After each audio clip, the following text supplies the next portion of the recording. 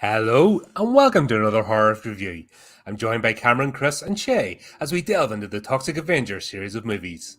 Beginning in 1984. I was like, 94. Yeah, that's a good start. This triple already. Yeah, I was looking nearly professional there for a second. Beginning in 1984, this Troma Entertainment production follows the exploits of Melvin Junko, a weak and skinny janitor turned into the deformed and mutated superhero, the Toxic Avenger, by exposure to toxic chemicals. He then proceeds to clean up the town of Tromaville of its crime and corruption.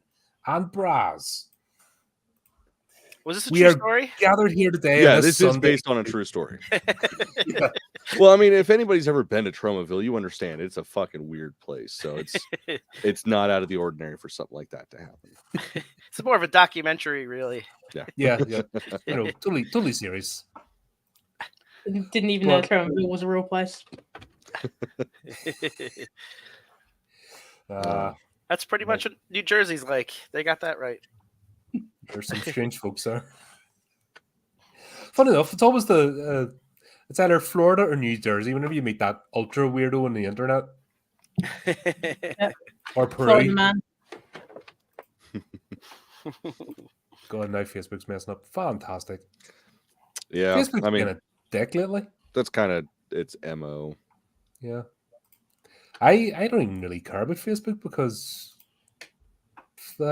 if it's not censoring me and saying I'm a terrible person and evil, then it's just being stupid. My wife does the same thing. So I get it. I get it.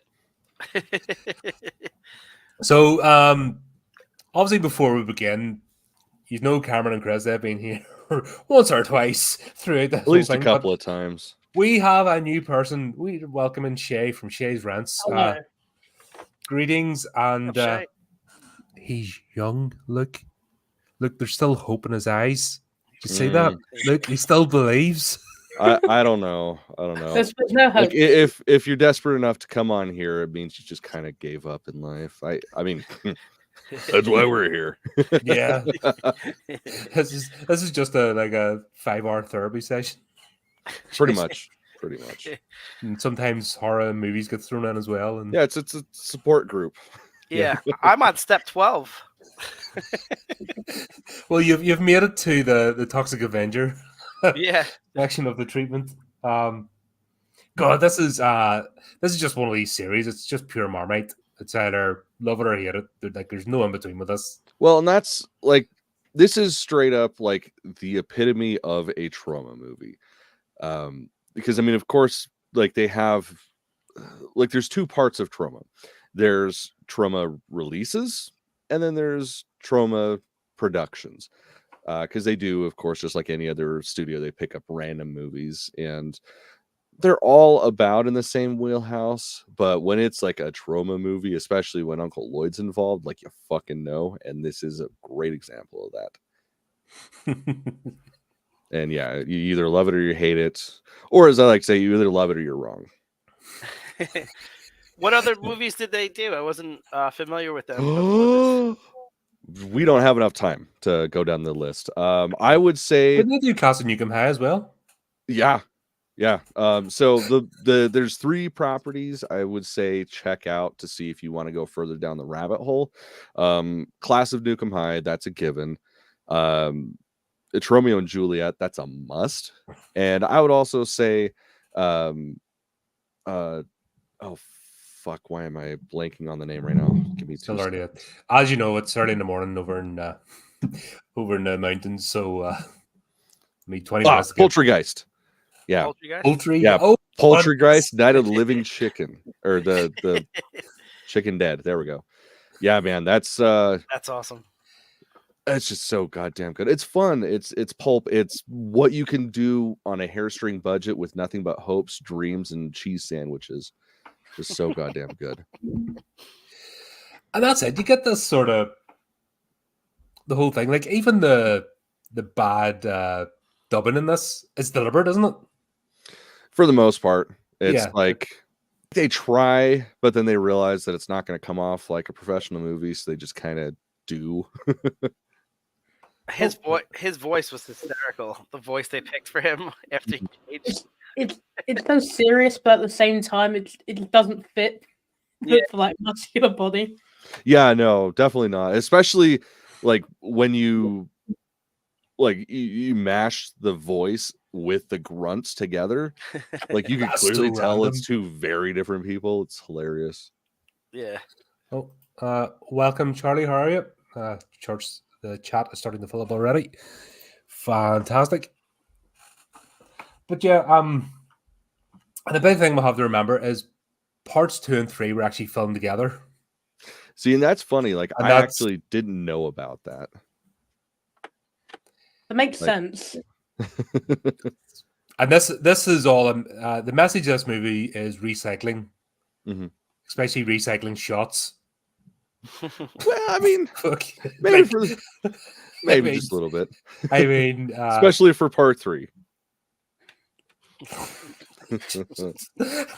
just do you know what it is? If you watch these, like, leave some time, you probably don't notice because you're, like I said, you switch your brain off. But when you binge this shit, then you're like, hey, Right.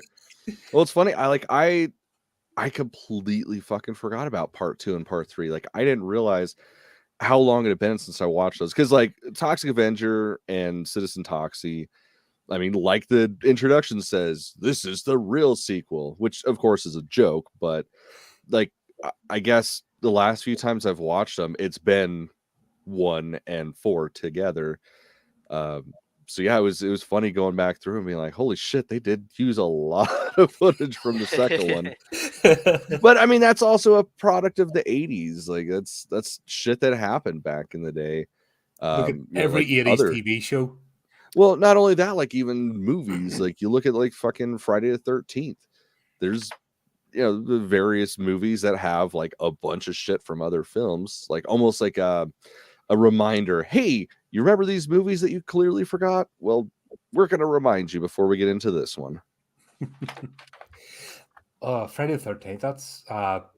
That's when you don't binge because you get a headache with the continuity. You get a, Yeah. you know, what I mean, you can go from 4 onwards, but like trying to get there, you're just going, what's going on? Yeah, Is you gotta he use a dead or little is he bit of mental alive? I don't gymnastics. know. Oh man, but how on earth did these movies actually get into cinemas? Because the 80s was a very different time. Plus, you also got to figure Lloyd Kaufman and Michael Hers, like they're a fucking dynamic team and wicked fucking smart. Like they met in Harvard, and they had an excellent legal team because of connections with Harvard and even Lloyd's own family. So it's not surprising they were able to do what they were able to do with the little money that they had. Plus, I mean, this is a 1984. Like this is the era of goofy fucking movies and people eating them up and being okay with that. Yeah, you have no much to, like today people be freaking out. How did these movies do? Were they? Because I had never heard of it honestly before this came up. First one did all right actually. Mhm. So Toxic Avenger, it was made in the budget of 500,000. Wow. And it brought in 800,000 at the box office. Now, taking into accounting promotion and all that kind of stuff, probably just broke even.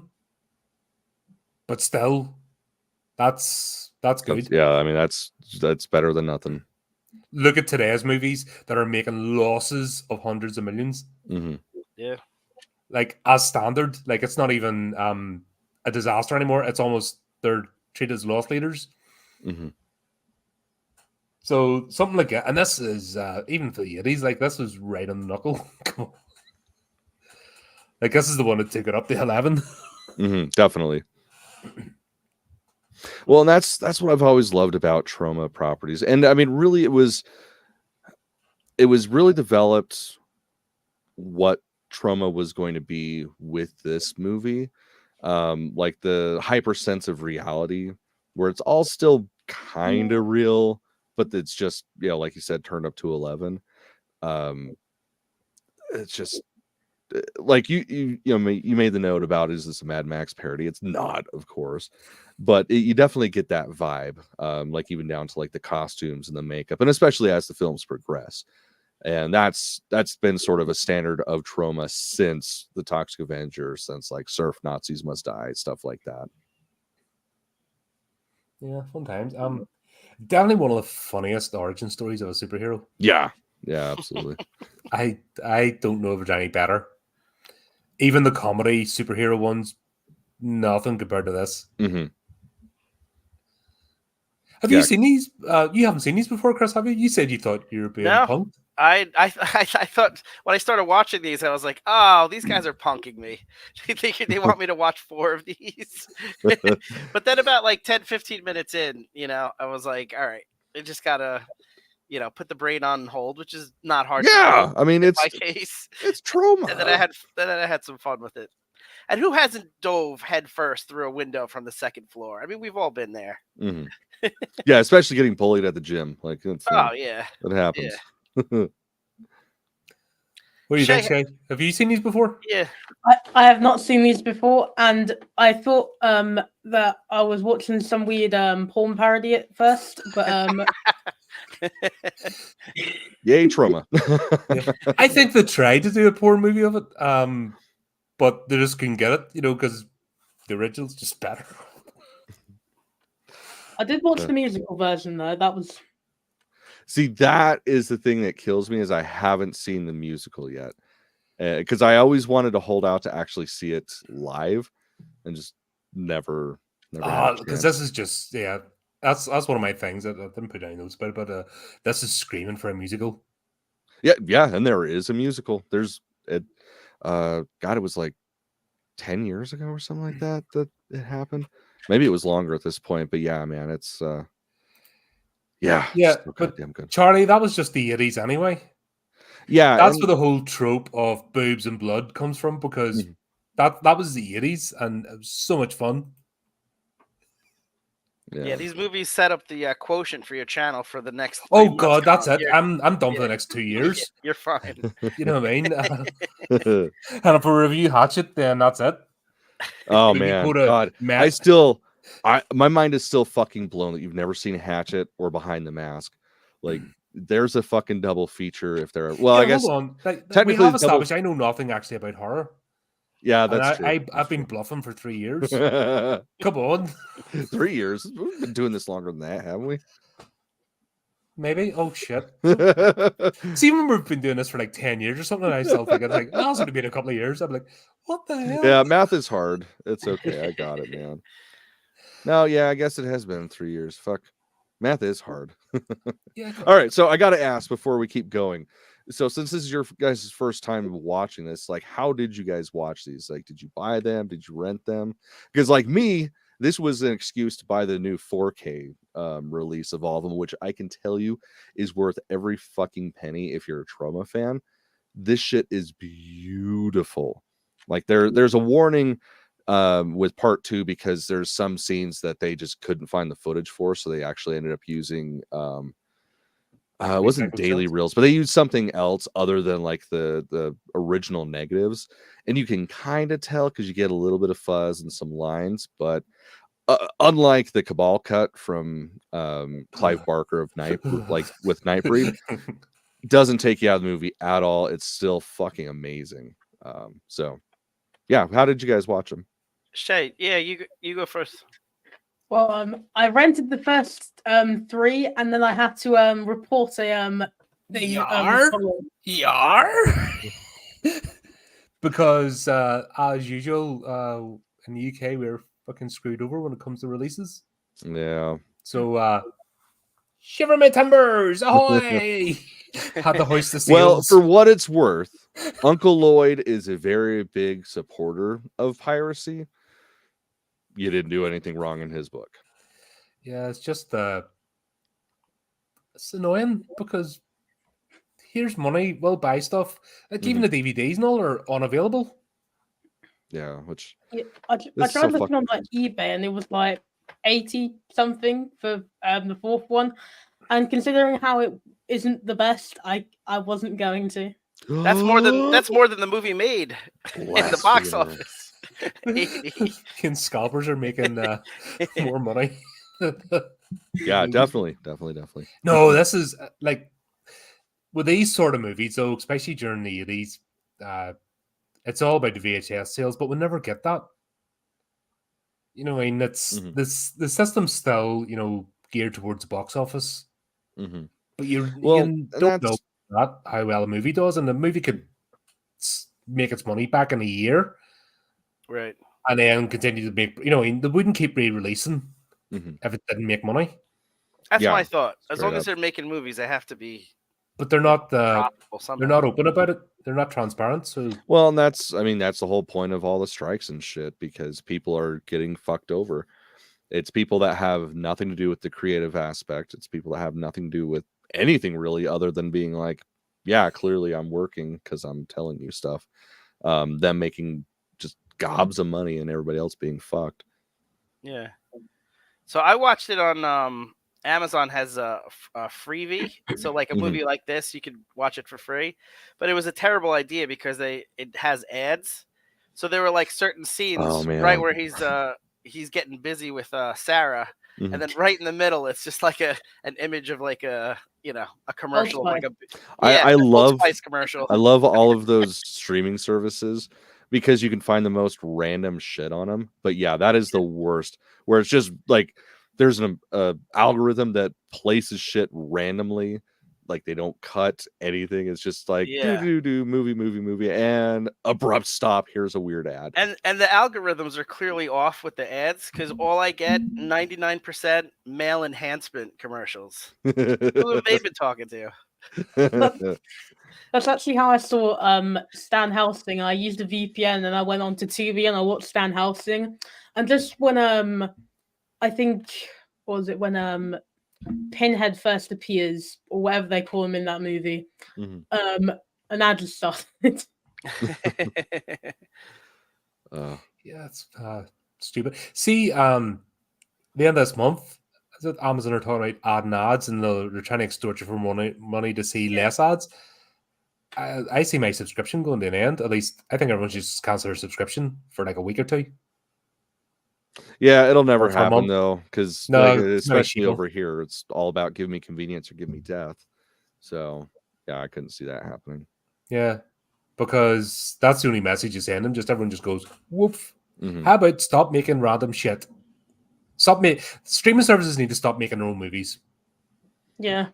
and just buy from production companies and have a good band department. I don't know, man. I gotta like I like some of the exclusives that I've seen from various ones. Well, Like they can get an exclusive license, but don't make they're going the same route as TV. I've said this for years. And then, of course, they're bringing all the dipshits from TV that we all unplug to get away from. mhm. So they're bringing all the same dickheads across that we all like move. So if they just, like I say, have a good purchasing department that reviews quality, and then that's on the production companies then to make good stuff that they can sell. Yeah. I like the idea of going back to physical media. The only problem is that a lot of the new movies, they don't even produce Blu-rays or DVDs for them. So it's Yeah, if you look hard enough, you can find them. yeah. It's starting to It's shift. like my stance on piracy is pirates can get fucked. Everybody knows that. But in this day and age of physical media going kaput, like it's a good chunk of my newer library may or may not be bootleg copies, because I We're gonna go refuse to back. lose that shit. There was times where there'd be in the UK we have like terrace streets. Mhm. And there'd be certain gang rings that all the roof spaces would be knocked together and it'd just be lined up with VHS tapes racks. And it would just be, they'd get one of the movies and just plug it in. It'd be like copied 100 times, all at once. I might go back to that. It's already getting back to that point. Like Yep. there's a lot of shit that I may or may not have bought that didn't have physical releases. Like you and I had been talking about one with the series that we're going to be starting next. Like, I had to buy the final film because I own all the other ones, but I had to buy it from somewhere else because it was only released in the UK, which is ironic because it seems like you guys are getting the shaft on most things. Yeah. Yeah. Excuse me, just for 1 sec. I'll be right back. All right, cool. Yeah. Chris is actually on work. All right, now that he's gone. Yeah. Yeah, but going back to like the bootleg thing that you were just saying, in where I used to live, which was an island in the Caribbean, you could literally just like drive on a random road, and then there'd just be a guy with like a stall, and then they just have like plain DVDs in like little white cases with just, like scribbled names in each of them, and he'd just be like, "Okay, 5 for 10." Hell yeah. Like that. And I got a load of mine in Kuwait, and they were all not even like one movie. It was like multi-movies and double-sided discs, and you just gimme, and they weren't even they were slip cases. They weren't even hard DVD cases. That's how ropey they were. I mean, hey, for people like Not me, of an that doesn't inkjet even matter. printer, you know what I mean? That's how scuzzy they were. But I'm like, works for me. Yeah, this is the thing that I love about being in the UK. You still have things like HMV and Sex, where they sell like loads of DVDs still, and you can find all the new ones here still. Yeah, that's where I got Hatchet. You know what I mean? Yeah, man, that still I'm like, blows my I'm having mind. that. £2. Yeah. I'm like, happy days, that'll do me. And yeah, I got Brain Dead because I tried to find that online. It wasn't couldn't get the DVD. Yeah, man, I've been trying to find Brain Dead for years. And yeah, that was funny. You just like bing, bing, bing, bing, bing, bing. So that's where I'm going back to. I'm going back to like the 90s. That's because that's what I used to do. Every weekend was down and see what the box sets were, or the bargain bins. You know. Yeah, as much as I hate Walmart, like that was how I did a lot of my movie purchasing. Is every Sunday, the wife and I'd go dig through the $5 bins because, of course, it's all garbage that nobody wants, but it's all shit that we eat up hand over fist. Yeah, that's it. Yeah. You know. Sorry, Jay, go ahead. Sorry. Awkward silence. Yeah. It's Toxic Avenger, huh? Yeah. That's a pretty fun movie. I really we'll get around to that eventually. You know how these streams go. People come for an intelligent review of a series and then they get this. I mean, shit. The Toxic Avenger is just going to be me jerking off for like an hour, so it's not really that interesting of a review. You talked about one thing, the first one definitely, but bullies had to be inventive. Like, you had a better class of bully. There's Chris back. Right, yeah. Because today bullies just go, I'm going to cancel you on social media. Nah, you're toxic. Yeah. Or definitely wouldn't be very relevant today. Because none of that shit would fly. And like the language they use and shit, it's very much of the 80s. At the same time, though, it's not. Once again, as what I hate about this cancel culture stuff, the language isn't glorifying anything. No, all it is showing that they're the bad guy. Yeah, it's no different. And a dickhead uses that type of language. Yeah, yeah, it's no different than in movies where there's a bad guy and you have to know he's a bad guy because he kicks a dog or some shit. Like, it's the same fucking thing. It's hyper reality. It's just showing, hey, this guy's a fucking cunt. But the first one, like the gym scene, was just mental. And you could picture gyms being like that. God, well, look at today. They're just going around with cameras. You know, look at me, MMA, TikTok, and they're making fun of people and stuff. You know, just like slightly. At least the bullies get in your face. But the whole setup with Melvin, brilliant. Like, he's just a happy kid, you know, in his own head. He loves that mop. Yeah. And it's funny that he knows everybody's name in the gym, but he he's sort of unaware of them as well. Yeah, I mean, he's in his own world. It makes sense. He basically lives there.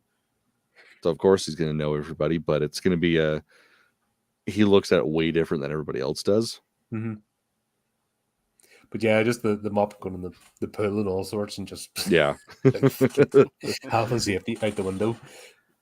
People smoking indoors as well. Do you remember that? Oh, yeah. That's man. like, I remember that. That was a thing. Oh, yeah. Well, not that long ago, it seems. I mean, Yeah. it was that fucking long ago, but it doesn't seem that long ago. Yeah. Yeah, especially the scene where the guys are like going back and forth and the thing just passing a cigarette to each other. Yeah. Yeah. It's like 20 years ago, that was a normal ass thing. I felt bad for that bozo guy. He seems stressed. think they hit that over the head a little bit? A little. Yeah. I'm stressed. No, man, he was selling it for the back seats. That's all it was. This does have a whole stage play kind of vibe to it, doesn't it? Yeah. Mhm. Well, and it's like the thing is with Troma movies, you get who you can get because you're not fucking getting paid. Like, it's for the love of the game. So there's certain level of overacting that's acceptable because of the fact that, who the fuck else is going to do it for a nickel and a cheese sandwich? Yeah, if you think about it, for $500,000, just the amount of actors that they had in the movie, it's pretty impressive. The cost of cameras, film, they got a lot done for $500,000. Well, I mean, this is also 1984. Like that would be about a 1,500 or a $1.5 million budget or something nowadays, or like 2 million. So it goes a long way. Plus, I mean, they're like going through like Lloyd's books, which if you guys are ever interested, find Lloyd Kaufman's books. Dude's a fucking mad genius. But it's like they did everything.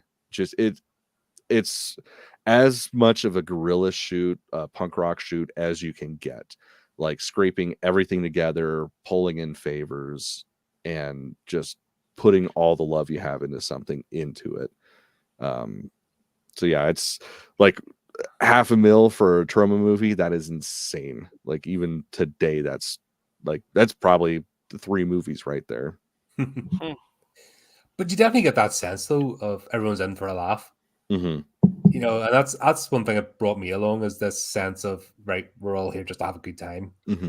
And when you see people giving that impression of having a good time in the movie, it translates across. Oh yeah. Like, many movies today are boring, soulless, preachy, just nobody, they're just down it in, they don't give a shit. Oh, I mean, that's fucking superhero movies in general nowadays. Yeah.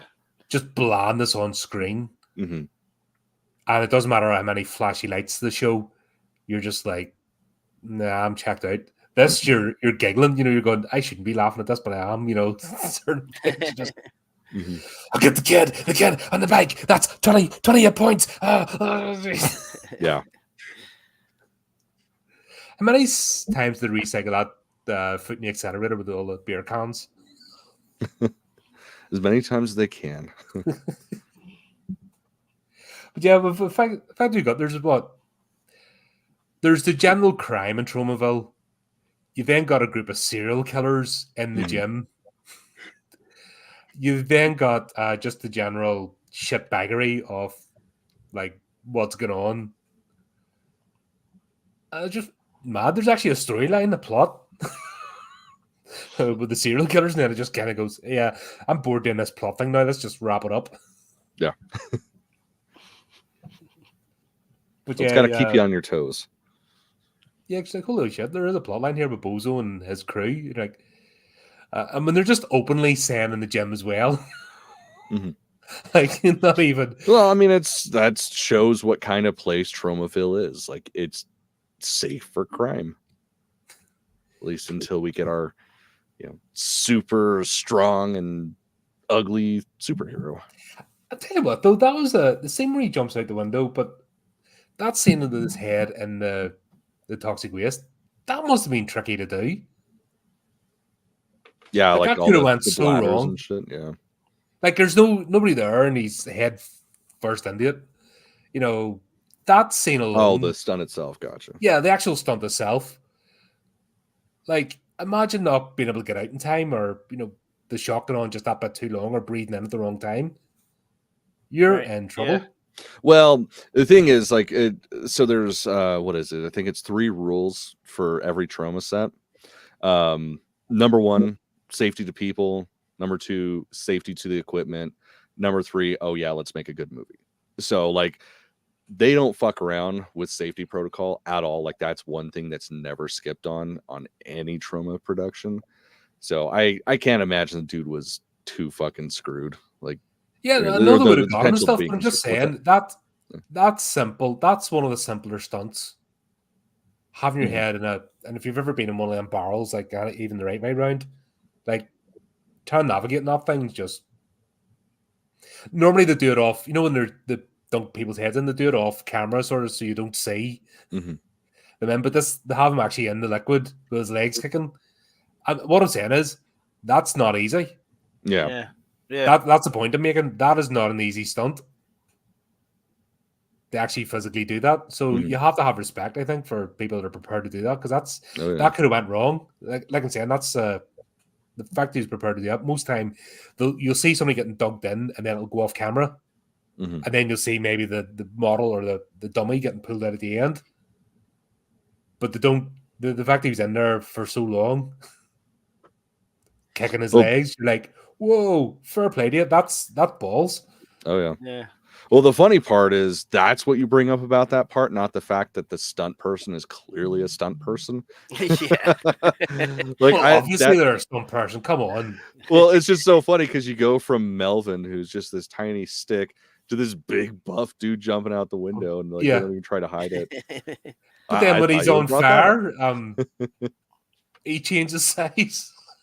Yeah, well, I mean, that shit makes sense, because I mean, like, a fire suit has to be padded as fuck. Yeah. You're going to get somebody in a fire suit, so it's, you have to suspend disbelief. Come on. I'm curious, Shay, your perspective, like, when you see, like, older movies like these with, like, practical effects compared to, like, modern CGI, like, do you have, like, a preference? Is it so dated that it's jarring, or...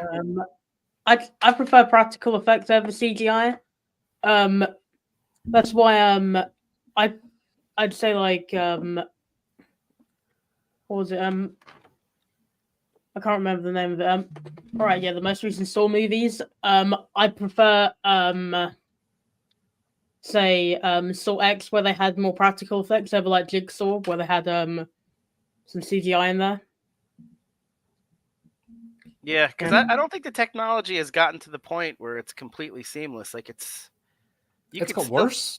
It's gotten worse. Yeah. If you watch, like, maybe like the first Iron Man movie, and then you watch something like She-Hulk, it's very obviously not good in the slightest.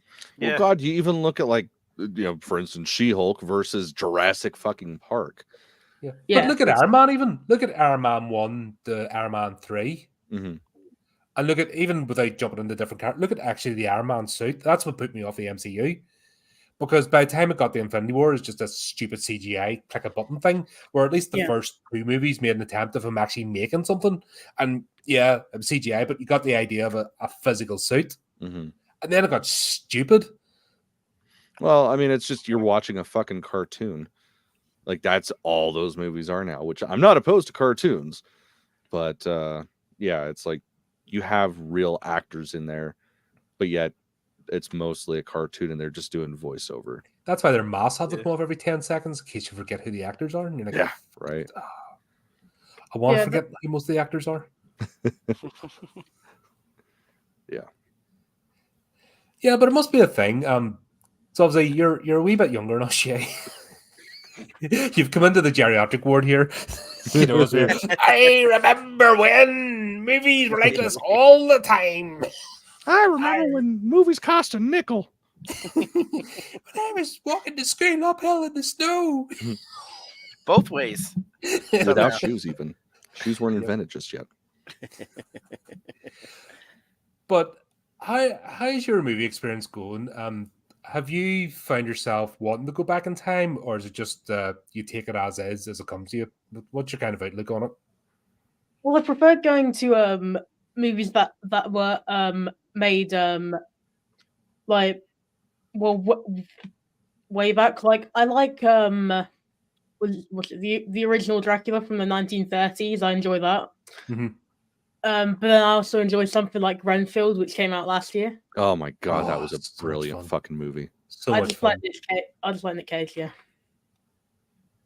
But yeah, I usually just prefer going back to older movies than the current ones, because most of the time the current ones aren't as good, and most of the time the current ones are all just sequels to old ones or remakes or recalls or whatever.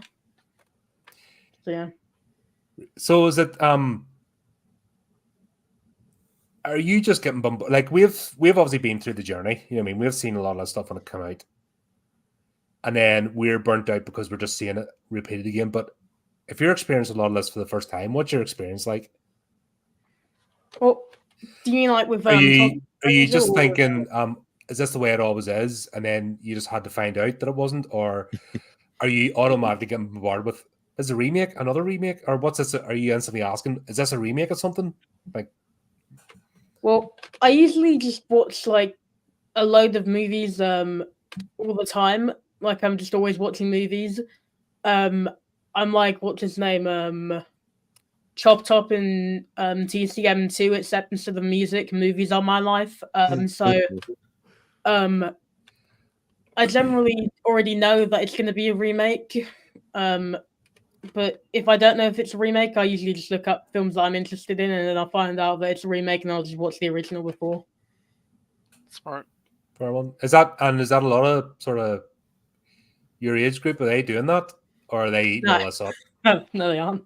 So you're just They generally don't care. oh, then. It's such a shame, man. Such a shame. It's I would be depressed. Like if I was just growing up and this is all I was seeing is all this CGI stuff and remakes and nothing new or nothing for my age. Because we had like this is a movie of the 80s. We had The Matrix, we had all sorts, movies of our time that we can go back. Oh, yeah, I remember when that first came out and it was brilliant. What have people got today? Like going to the cinema? Infinity War. But That's the last big event thing that ever came out. But that was nearly 10 years ago. Yeah. Yeah, like today there's not really like big event movies. Like I'm not even sure there was a big event movie of last year. Maybe that was like, what would that be? Well, they wanted that to be, what was it like? That big Star Wars CGI thing. The starts with a C. I don't know what the hell it's called. I can't even. Crap. I didn't even watch it. Probably. I haven't. It's like the something and starts with a C. The creator. British Oh, right, I heard about that. Yeah, it was. Nobody went to see it. I haven't even watched it. I just didn't care enough. It didn't. None of the trailers appealed to me. I have no clue what that They made it on like 80 million, and then nobody went to see it. It was a brand new property, but they never. Yeah, that was weird, man. Their marketing was like, fucking bizarre. Like they had those people in costume, like at watching football and shit. And it's like, what the fuck? Yeah, I mean, no, I did that missed Smile, but like at least Smile made some money. Yeah, Smile. Well, that the big difference is horror movies people will always go to because that's the redheaded stepchild of cinema. But the redheaded stepchild that actually pulls in fucking money. Whereas only movies like to make money last year. When it comes to other genre shit, like sci-fi stuff like that, unless it's a big property, like most people don't give a fuck. And it's the kind of thing where if it's good, it'll find its audience years and years down the road. But yeah, that looked fucking stupid as hell. I'm not surprised that kind of came and went. Yeah, I mean, even if it's like not good, most people will wait like 20 years and then say they enjoyed it, then it will become like a cult classic or something. Probably like these movies have, but like no, man, these were people love them from the get-go. yeah. So I can't think of any movies now that will be a cult classic. Yeah, there was something special like that The first one just you're just getting introduced to the universe. Well, you're getting smacked in the head with the universe. Yeah, you are getting smacked upside the Have head with a some of fucking that. mop, saying this is us. Well, and it was a dynamic change too with Troma, because prior to this, most of their revenue, and I could be wrong, but this is just like from what I remember, most of the revenue was picking up other properties, because they would just, they would release a lot of different things. This was one of their like originals where they put a lot of Troma money into it, and because of the reception that it received, it shifted how they made movies and just the whole attitude of what they had coming out from there on. Yeah. Well, I mean, the Toxic Avenger movies probably at least made something and had an impact, like you guys have been saying. But like modern movies, they definitely haven't really done anything, mate, unless they're horror, like Terrifier. But like, yeah, like I can't like, imagine like a movie like Creator like spawning like a TV show or like a video game, like comic book, like the way Toxic Avenger is still, generating, new interest now. They're making movies, video game, comic Yeah, book. fuck yeah. And the funny thing is, I've heard nothing but great things about the new one that's supposed to be coming out with Peter Dinklage. And this is coming from people that were a part of Troma and people that were fighting to be like, to get the movie, like to be the director and shit, like them talking about this is the best way that they could remake this movie. So I think Kevin Bacon is in the new one. Yeah, too, he is in the new one. He's a villain. That would say, here's the problem. Peter Dinklage, there's a big no for watching any movie. He's a wee what? cunt. He's a cunt. So he's a great actor. He's a wee cunt. A lot of people are cunts. No other dwarves can act in Hollywood except me. He's known for playing the dwarf in movies. No other.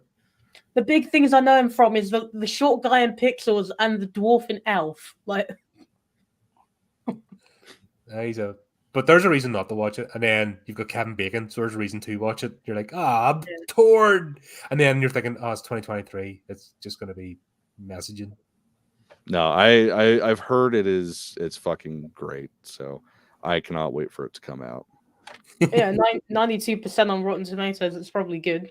Fuck Rotten Tomatoes, man. I don't believe a goddamn thing that's ever on. That's that like taking the IMDb, and they're yeah, exactly. shows. I don't believe internet ratings because, like, the problem is there's no such thing as real journalism anymore.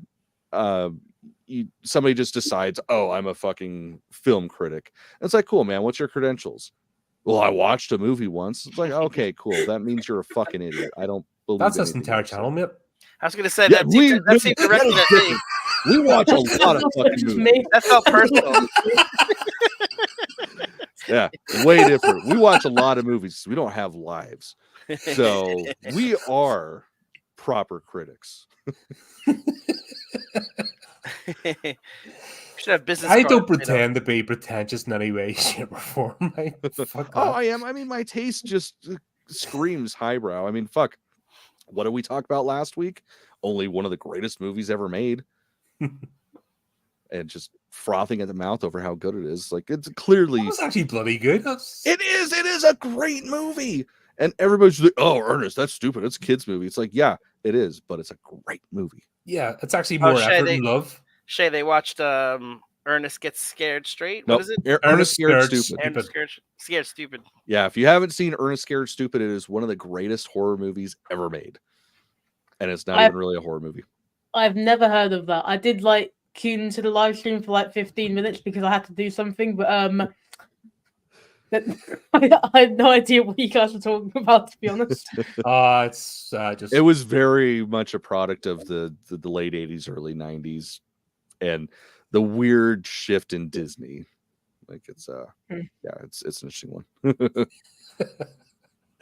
Oh dear. But yeah, this first movie definitely started a trend, and that was it. You knew there was going to be a sequel. Well, I mean, it even says at the end that there's going to be a sequel. I love that. that's something that's so fun about a lot of They do the Troma meta movies. stuff right in this. What's that? They do the meta stuff in the fourth wall, like really Yeah. well in this. Yeah, that's the thing. Like that's what they do. That shit really, really well. Like I feel like the only other, like the only recent movie that I can think that's done it that well has been Deadpool, because the property lends itself to that. Mhm. Right. But yeah, then we get the sequel, and how the hell did they get 2.5 million? The If first this one. movie didn't do, if I hadn't made a couple of million at the box office for the first one, I would get it. But they got 2.5 million budget for part 2. I think the entire budget went to that opening fight scene in the second one. Shit, the entire budget went to getting their asses over to Japan. That was just Yeah. an excuse to Oh, go to that's true. Japan. Yeah, that's true. Yeah, Which I is forgot it's my- funny because if you guys know anything about Lloyd Kaufman, it's like I figured, you know, something like that it would have been going to fucking China, because like dude's fluent in Chinese, like him and his entire family, I believe. So it's like China would make sense. Japan, yeah, whatever. I mean, not going to blame him. I'd fucking do anything I'd have to get over to Japan, but yeah, whatever. I love the scene where he's like, I forgot my passport, so I entered Japan Godzilla style. Yeah, god damn, King Kong style. so good. And they even managed to play a bit of the music, and you're like, oh, that's where the budget went. The Oh, yeah. rights. Yeah, the plane tickets and the licensing rights. Yeah, just to say that one line and play the music.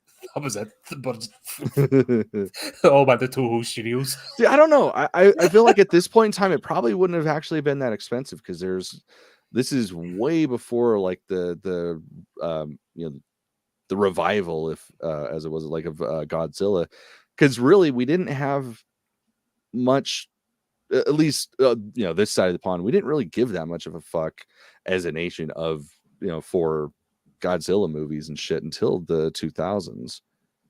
So it's like I can't imagine it being that expensive to get the license. Oh, you missed out. Like that was every Saturday night, Channel 4. No. I agree. Like I'm a kid of like Monster Vision and all that goofy kind of shit. Like that's what you did on your Saturday nights, is you watched TNT or whatever fucking channel it was on, and you watched goofy old movies and just loved every second of it. But like as like pop culture as a whole, like it wasn't really a thing. It's like something everybody forgot about until that, you know, 2000 travesty of a movie. Yeah, that's not. We'll not go there. Yeah, Oh. that's one of the few movies that I almost walked out of. I thought the God, entire man. marketing of that movie was just because it had Walter White in it, wasn't it? Or was that the other one? No, not that's we're talking about. No, that I thought you were talking was about more. That was 2017, 18. No, They no, made we're, so talking. many. we're Yeah, talking there was about what it was. we're talking Godzilla about 2000. the Godzilla movie with fucking. He was Puff Daddy Meth- back then, but P Diddy doing the theme tune, and Butcher and Kashmir, and who's the fucking lead? It was some weird. Matthew Broderick. I Matthew don't Broderick, yeah. remember a fucking thing about that movie other than being like, okay, so Godzilla had babies. Interesting. God, it was bad. Yeah. That was a travesty of a movie.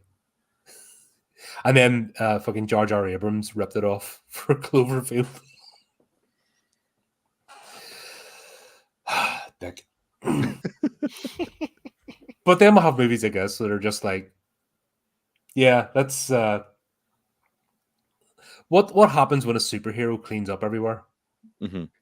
Yeah, and that's That was is- actually an interesting question to pose. yeah, it's a dynamic that you've never really see in anything. I mean, maybe in comics, but that's about it.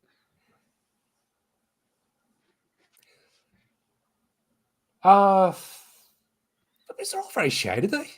I can't get a word in. Yeah, what the fuck was this? Yeah. I was like, I don't want to be the only one talking shit. I mean, I will. A lot of like the whole over the top scene, even in peacetimeness, put it. You just know it's crazy. Oh yeah, where everybody's dancing in the streets and shit. Yeah. It's like That I like to town think loves. that's a real thing. They love dancing. That town. That was the worst thing that happened. Right? They took the dancing away. Well, I mean, they took And the the dancing oranges. away and the freedom. The and, oranges. whatever. And the No. baby's getting run over in street for 28 points. Mhm. That point system was a little hard to figure out. I was trying to keep track at home. I don't think you're meant to. I don't think it was very well thought out. I don't The think you were points. meant to keep track of it. Right. Here's the thing. Right. You see the logic centers. You hit the off switch. Yeah, man. It's like this is purely. yeah. Like I Hit was the telling you, off it's just when watching shit like this, you just got to go into Troma logic. Like continuity be damned. I mean, that is one thing that you see a lot Especially in these for the movies. third one. Well, the third one and the fourth, like Citizen Toxie too. Like there's a lot of continuity issues, and I mean, I'm using that in air quotes issues. Like just with the editing, you'll get scenes where it's like this door's open, and then the next scene the door's closed, and then back to the door open. And it just weird shit like that. You just kind of have to not think about it. Right. Why did they change Sarah to Claire? And then go back. That was one of the things that Because confused she me went more back to about Sarah changing. in the third one, I The thought. fourth one? No, she stayed Claire for 2 and 3. Yeah, it's whatever. It just word rolled off the tongue better, I guess. And that actress, she It's- apparently that's her skit, by the way, is dressing up in that costume and playing the accordion. She's a musician, apparently. See, that's funny. I was wondering about that. I was like, is she actually playing it? Because it kind of looks like she's actually playing that. Yeah, that's her whole thing. She goes on stage and wears that sort of costume, and Her whole character in those movies is just, I'm blind and I like having sex with someone who I can't see. I mean, that's all you need. A lot of people in this are very two-dimensional characters, and that's fine. But didn't she have the surgery in the third one, and then the fourth one? Yeah. Well, she's so blind again?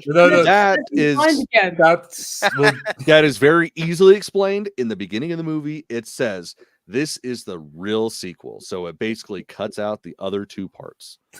Yeah, that was the funny part. Is it said, the last two sequels were terrible, and then they We proceed to make. apologize. Then they apologize, and they make the same exact movie for the fourth one. Yeah, but it was also like 10 years apart and with a bigger budget. Yeah, Like the makeup Yeah. in 4, like say what you will about it, but the makeup in 4 is fucking brilliant. yeah, that's Like, true. especially when it They gets to stepped like it the up. babies and shit. oh yeah, Yeah, But they took this whole route. Like I said, Toxie's just completely he's completely cleaned out Tromaville. Now, Mhm. Tromaville's not that big. So then we get introduced to Apocalypse Incorporated. Yeah. Evil apocalypse. Incorporated. Evil. That had to be the inspiration for Dr. Evil. Like Yeah. that had to be the inspiration that was done first there, because that is just your classic mustache twirling villain turned up to 11. Yeah. Like Snidely Whiplash looks like a very subtle character compared to the bad guys in these movies. And that's the thing that I love about part 2 and part 3. Like, yes, there's a storyline, but you get 20-minute fucking fight scenes pretty much. And it's like that is the bulk of the movie. It's like you don't care about the story. You don't need story. You just need to see people fighting in funny ways. This is, you know what I mean? It is softcore porn, let's be honest, but it's Yeah, for horror. straight up. Let's be But- honest. It's that sort of acting that the but it's acting like- just gets in the way. It's filler. Yeah, no, it's straight up like genre-based softcore porn. Like it doesn't matter. Like you're either jerking off to the goofy fighting or jerking off to the gratuitous nude scenes. The plethora, like not even like Like, comparable. oh, how do we get more boobs in this? I know. Let's fight in a Bathhouse. Japanese bathhouse. Because that makes sense. and say what you want about Apocalypse Incorporated. Is that what it is? Mhm. Yeah. Yeah. Apocalypse, but they have a very diverse hiring practice. I Yes, they mean, do. they had, so they're not completely evil. I mean, they had people of every nationality, every skill set. I mean, there's some positive to come out The of that. fact that out of the back of the limo you get a Klansman coming in between two black dudes. I'm sure that Like, guy. but that's yeah, the fucking 80s. People made that's how you dealt with that shit, was you made Mhm. fun of it. Yeah. Yeah. Today, Well, the thing people is, are making you fucking none of racist it. because they're winding you up. Yeah, none of it was glorifying any of that shit. It was just showing that, hey, these are the fucking bad guys. Right. Because I mean, that's something that I hate about modern sensibilities is the bad guys have to be. You have to have some level of care. They can't just be bad guys. And it's like, no, there's just genuinely bad people in the fucking world. That is reality. Like, there's no redeeming qualities, and that's fine. That's what we need. We need true villains, not like, oh, this guy's bad. He killed a bunch of kids, but his daddy was mean to him. Like, I don't fucking care. Yeah, we don't care why. But the hero's a bad guy because blah blah blah, and you're like, what the fuck is Yeah, doing? it's fucking stupid. But it's because you've got morons. Like the people that have got into the back end of entertainment today are absolute window lickers. And that's the problem. Well, I mean, talking about morons and like trying to make you care about a terrible person. Even Deadpool 2 did it with Hitler. They said that he just wasn't changed in that way. He was a terrible person in the post-credit scene. I just don't think they were going to have because it's still that's the line they wouldn't cross. Like if it was a Toxic Avenger, Hitler's getting hit with a mop and splattered against the wall.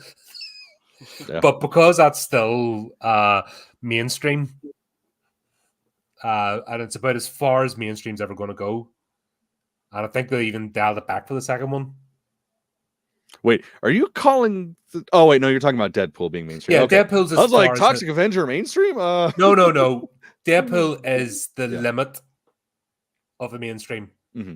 That's Yeah, as far, Deadpool is definitely as far as it can go. Yeah, and that's their line, and they won't cross it. Mm-hmm. This fucking Hitler.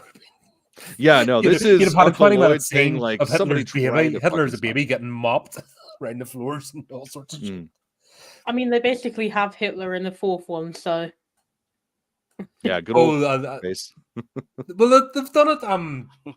Like in the first one as well. Like they were making a joke about all the Nazi scientists that America brought back after the Second World War. Because that's basically what they just did. Yeah, no, that's straight up what we did. Yeah, and they were in every. So all of a sudden, these people with German accents, like, yeah, fuck. That's been a running theme throughout this, and it's funny because it's done so ridiculously. But the reason the ridiculous works is it has a better grounding in reality.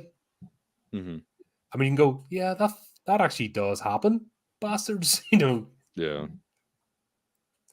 Is that what makes these sort of movies uncomfortable for people? Because it does not just you can get off, you can forget the cartoon violence, you can forget the nudity, but it's the holding up the mirror to society, going, "This is you bastards," and we're just showing it right back at you, turned up to 11.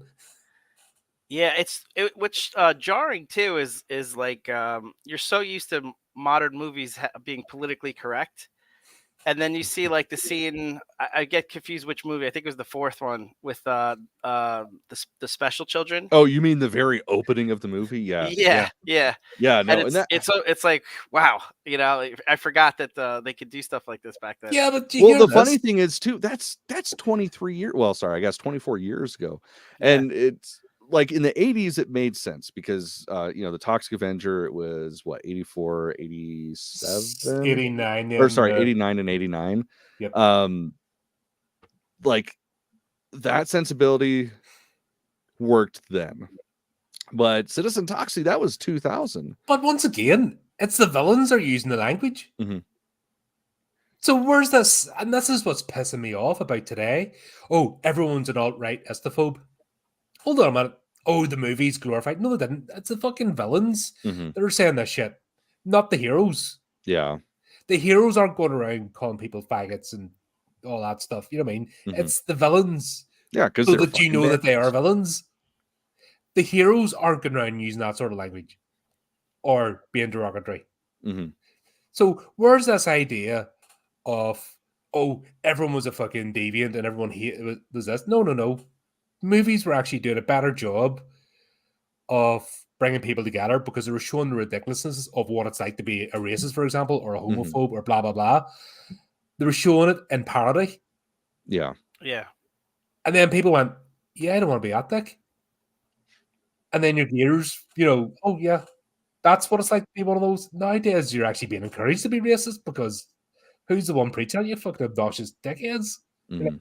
All right, I think I will be a racist then if it not being a racist means being you, Yeah, parody is an effective tool because it's a way of But you shining need the to have light on. Yeah, you need to have a modicum of intelligence to pull it off. yeah.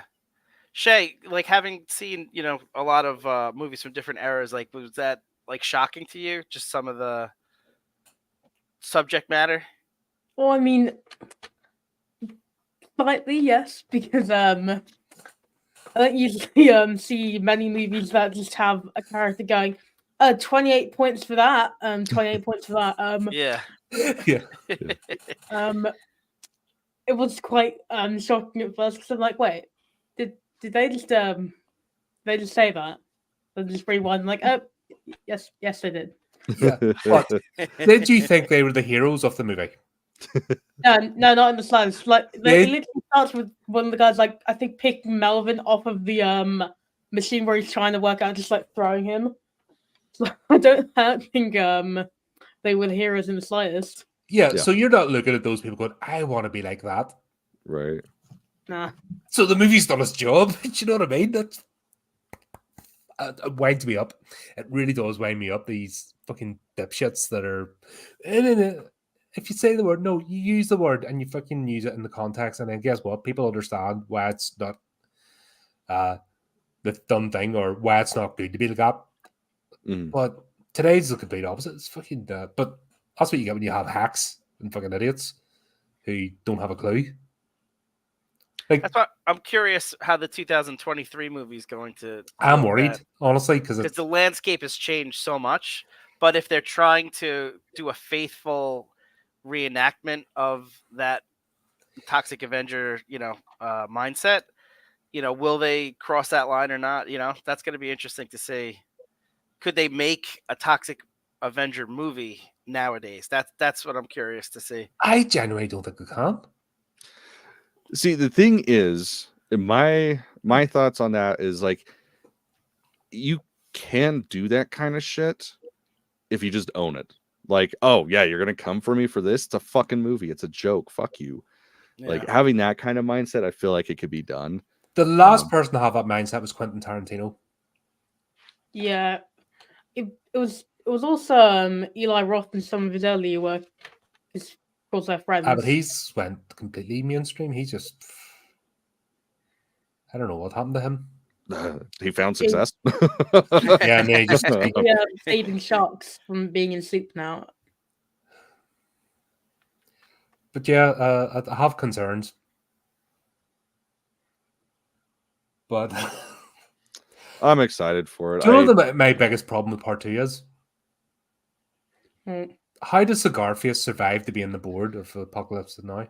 I mean, that's pretty straightforward. It's trauma logic. Okay. Like, you could die multiple times in a movie. Come on, that's crazy. Like, he was dead and then he appears inside. You're like, what the hell? Yeah, he's one of the mainstays of the universe. He's in every one of them. There's quite a few characters from the first one in every one that's and they get recycled as different characters. That's great.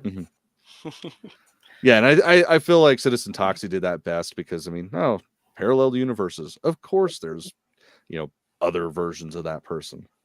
We'll have to talk about an absolute legend of an actor in this. Michael J. White. Yeah, man, I completely fucking forgot that he was in this. As soon as I saw him, I'm like, wait, that is Spawn. Holy shit. I forgot Spawn was in this. Oh, wow. I didn't realize that.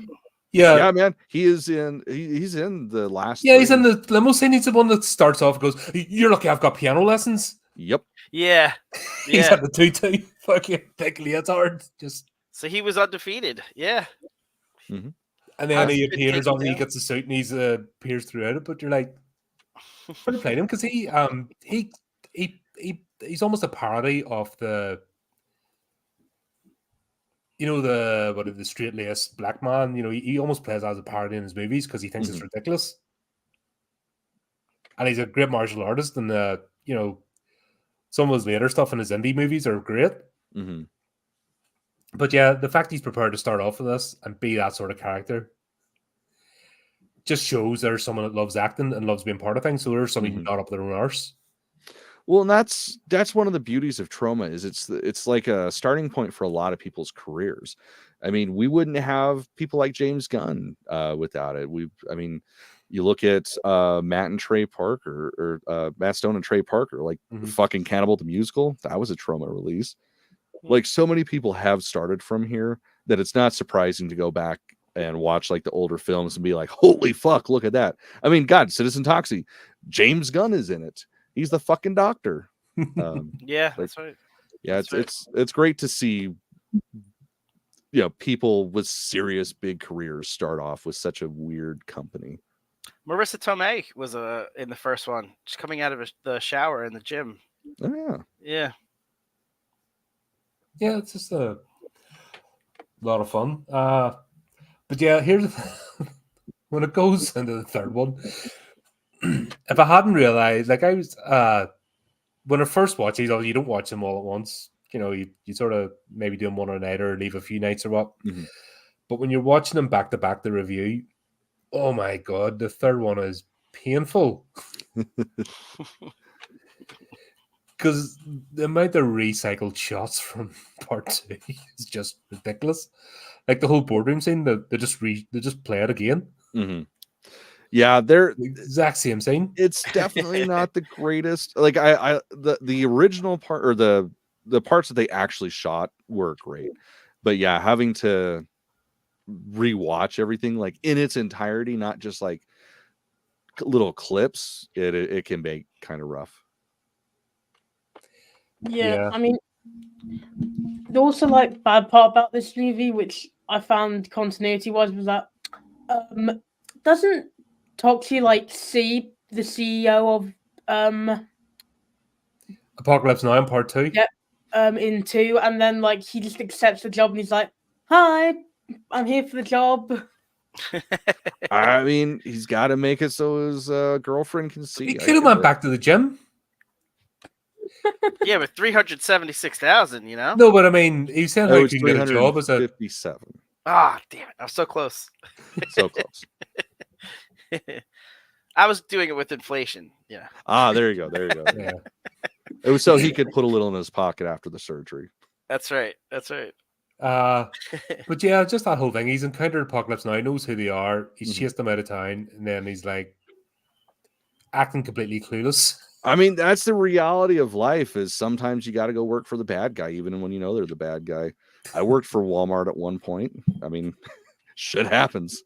Yeah, I've worked for corporations, or felt a bit dirty inside. Oh yeah. Yeah, no, it's terrible. You feel terrible about it, but you got to do what you got to do. Claire stays Claire for this one. But I love the fact that because of the way they edited it, she'll go from blind to sighted, like from scene to scene, before the operation and after the operation. Yeah. Like 1 minute she'll have her cane, she'll be going about like after the operation, and then she'll be back to sighted again, and even before it, she'll be sighted. Yeah, she'll be like walk. The fucking edit of this is just. She'll be walking between cars somehow, and she doesn't. Yeah, you don't know why. And then other times she's doing that spinning around thing. Like that's just. What is going on with this movie? So I have a theory that she's actually not blind. Is this a crazy theory, Benny? This is a crazy theory. All right, so it's Chris's crazy theory time. All right, let's buckle in. It's a theory. It's a Chris. It's a theory. Crazy Chris. Crazy Chris. Chris's crazy theory. Thank you. So this is going to be a short one, but basically my theory is this: because she does vacillate, as it were, between looking around, seeing objects, and then all of a sudden she's blind the next one. Also, her appearance changed between the movies. Now you could say behind the scenes because the actress changed, but I think. Why did you say something like that? I would never say something like that. I think what happened was the tromatons that are coming off of him is actually what's causing her blindness. First, it was the chemicals that were in Tromaville, New Jersey, that was initially causing her blindness. But what's maintaining it is every time she's around him, that's what the problem. And when she goes to the hospital and she's away from him, this so-called surgery was really nothing more than just her being away from him, and then she was able to see. And that's why when she starts living with him again, that's why by the fourth movie she's blind again. So he is actually the cause of her blindness to begin with, and she has no one to blame but Toxie himself. I mean, probably also doesn't help that she lives in a dump, Yes. surrounded by toxic waste. The fact I think that it's a little moved out of A an and B. apartment to go live in a dump. And that's all I got for you. Well, there you go. Fucking A. There's another crazy theory. It's a theory. It's a Chris. It's a theory. Chrissy Chris. Chrissy Chris. Chris's crazy theory. I could go on more and more, but I don't want to waste these gentlemen's time with my I'm just visual glad we aids. finally have a common sense segment for this podcast. Brief little interludes of sensibility.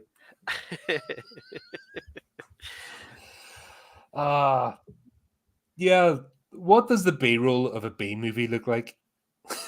That's part 3. Yeah, pretty much. I will say, so obviously physical media collector that I am, I own 3 different versions of the movies. Oh, wow. Because they don't fuck around with the special features, like, at all. And yeah, man, seeing like the behind the scenes of all this shit, because like it's like they have a secondary crew filming the entire film being done.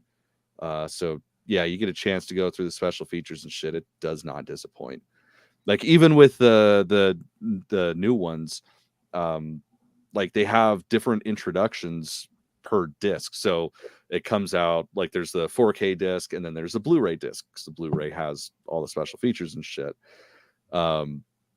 Yeah, man, they don't fuck around with the special features. Do they have bloopers? Yeah. I'm always a big blooper fan. Oh, that's awesome. Oh yeah, man. I mean, that's like that's one thing that has never changed with Troma, is they don't fuck around with the physical releases. Like they make sure that it's worth buying it, because that is something that I feel is lost with a lot of modern movies being released like physically. There's no special features because there's no budget for it anymore. Yeah. Back in the day, there was a separate crew that was hired to do behind the scenes shit. And now that's just not a thing anymore. Yeah. And they're always rushing to get it out. I feel like they don't take the time. Yeah. Well, hell, I was listening to a podcast the other day of I'm trying to remember. I want to say they were talking about Suitable Flesh, the new Joe Lynch movie. And traditionally the cast interviews would be done after the movie, because the fuck else are you going to talk about? And they're having people like doing their first scene in the film, going from that to taking a break to do the behind the scenes interview with the the EPK people. And it's like, they haven't even started the movie really. What the fuck are you asking them about? Yeah, it's just, this shit's so weird to me. You get no excitement or hype about movies now. Or even afterwards, because at least that's one thing the horror genre still managed to at least maintain. The thing about horror is the special effects, how they pull the shots off. And it's not even talking to the actors just do what they're told. It's talking to the people behind the scenes, which always makes me excited about horror movies. Yeah, I mean, quite frankly, like any sort of commentary, like I'm going to the behind the camera people versus the cast, or versus like the cast commentaries. Because I mean, sure, you hear some funny stories from on set, but they were only there for like a tiny bit, and they don't know the technical shit. So it's nice to get like producers or the cinematographers and shit. Like those are some good commentaries. What do you think, Shay? Yeah, potentially. Hey, you know what? I've said it before. I'll say it again. The best part about Scream is the fucking commentaries. I hate the movies, but I'll listen to the commentaries as long as it's not the cast. Shh, we've got a Scream fan in the audience. There's a Scream fan here. Hey, you know what? People can like what they like. I understand. I don't understand, but they can. Sometimes they're wrong. Like if you want to hear wrong opinions about Scream, like go here. Yeah. There. Shay, you like the Scream franchise? Yes, very, very much. I was just gonna say earlier, Colin. Now we know why we couldn't find any physical media of any of the movies. Cameron has them all. Yeah. Well, I don't think All you this can tell, shit. He's like, it's because of the mine. lighting and shit. But yeah, man. I mean, I still even collect fucking VHS tapes. Like, I mean, that's this bookcase right here. That's all VHS tapes and random toys and shit. Actually, got the gold. Yeah. Ugh. So- And the podcast just went to shit. Ugh. There's a- We're with you, Shay. Go to Infernal Brotherhood. We outnumber Colin, but it is his stream, so I have he the can shut buttons. us out at any point. He's got that button. He's got that button where we just go away. I've learned that. I'm not afraid to use it. Yeah, the other thing about part 3, like I love the whole fact of Apocalypse being the devil and all. Just that was hilarious. Mhm. But Yeah, the scene, one and knows, but it works for the sensibility of the film. yeah, just daftness. But like seeing the bus, the school bus, where scene to scene, first it's full of kids, then it's full of older teenagers, and there's about 5 of them, and it just flicks between those two scenes. Yeah. What the hell is going on? My God. And then, yeah, it's a video game, but Mhm. not a video game anybody would recognize. Unless you probably die. Yeah, I mean, that's I feel like that's what would happen. The devil would just be like, "Oh yeah, no, it's a video game to beat me." Yeah. What even was that? Was that it looked like a fight from like a Power Rangers show Pretty much Yeah. was. where Yeah, like that was where there's like really low budget fights of like a guy entirely green and then just like a mutated person. Yeah, I mean, that's But that, definitely of the era. I was gonna say, like, that reminds me though of those movies in the 80s and 90s. Like I remember like Enter the Dragon, where Bruce Lee's got a fight at like the different level, and then he finally gets up to Kareem Abdul-Jabbar, which is the top guy. Yeah, Han. Yeah. That's just, video games and movies were just kind of interchangeable in a way. It had that That's one of the mindset. hardest games I played, actually. Kung Fu Master. I remember that one. Yeah, that was tough. Wah, Yeah. Like, the second level with the snakes is actually the hardest of the whole thing. If you get past that bit, you're okay. I think Ninja Gaiden was another Yeah, one. yeah. That was brutal. The OG Ninja Gaiden, like that shit was rough. And it's Ninja fucking Gaiden. Beetlejuice too. I don't play Beetlejuice is the bane of my existence. But they were designed that you just kept putting the money in the machine. Well, and the funny thing is, like, that's also shit that was released on console, and it's like, why do you make it so fucking hard? I'm not giving you more money. The best is watching Colin play Castlevania on this channel. Oh, God. Christ. He just keeps falling down. Yep. His greatest nemesis was stairs. Yeah, gravity's a rough mistress, man. Yeah, but that's it. You take care of the enemies, no problem. Then freaking Just shit. Oh, that's right. But I just put it on so people can laugh at me and go, haha. At least if you think you're bad at a game, just watch me playing. And like, well, at least I'm Right. not calm. Shay, do you play any horror related video games? Any good ones? I just don't play games in general. I don't find the time to do them because I'm either watching a movie, filming a video, or I'm studying. Gotcha. That's all I do. Oh, so you got a real life. No, Kids no, these days. no, I'm only studying because I have exams which suck. Yeah. Well, Oh, I feel that's bad awesome. about myself now because I still play video games and I should be studying something. I accidentally did an all-nighter. But that's why I'm getting a bit bleary-eyed today, because I was about 10 o'clock. Right, not ready for bed. I'll stick some 40k Gladius on.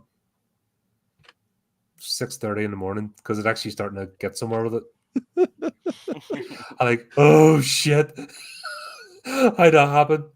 See, embarrassingly enough, that was me last night, but it was with the Hot Wheels game. Like, I'm a sucker for fucking racing games, man. And What was that one on the Nintendo? Ride a Bike? RC Pro-Am? No. Was it Hot Wheels? I don't. It was remember all there in the being a Hot snooker Wheels tables game. and kitchen tables and your. Like the Oh my original God, Nintendo? No, I think it was a SNES. Oh, okay. Oh, yeah, shit. I don't know. What was I think it was a Hot Wheels game. And you were playing as the Hot Wheels cars, but you were like racing on like I believe it, man. I mean, kitchen it's table stuff. it's a So addictive. easy idea to do. Like Especially if micro you don't got to make it look good. micro machines, maybe? Is it micro machines? It was one of the two. You know what? Hmm. Sure would be nice if we had some sort of device we could use to look this up. You don't want to do that. You'd be... One day we'll actually have a producer who you can just go. Yeah, it was Micro Machines. Micro Machines, is that it? Yep. There was 2 Micro Machines, actually. So there was the first one and then 2 Turbo Tournament. That was in 96. God. Jesus Christ, these motherfuckers are wanting 100. Oh, never mind. It's because it comes with the box and all that. Yep. I could see paying $20 for that, but I'm a They're sucker for actually vintage games. really addictive games. And the tank missions, because you got to play as the tanks as well. Shay, see all this wasted time you could be If you've watched this straight before, that's what happens. Like Tangent City. What? Us? No, not at all. We'll get back to the movie at some point, I'm sure. But there's not really much in part 3 because once Yeah, part 3, it's all about the end where he fights the devil, and it's revealed that it's Melvin, but not Melvin. No, he turns it back into Melvin. Yeah, he turns That it was back the into Melvin. level 5 where he turns it back into Melvin. Yeah, Level man. 5. But it's not even real Melvin. That was so weird. No, it's some random guy. Yeah, because they bring real Melvin in for the 4th one. Mm-hmm.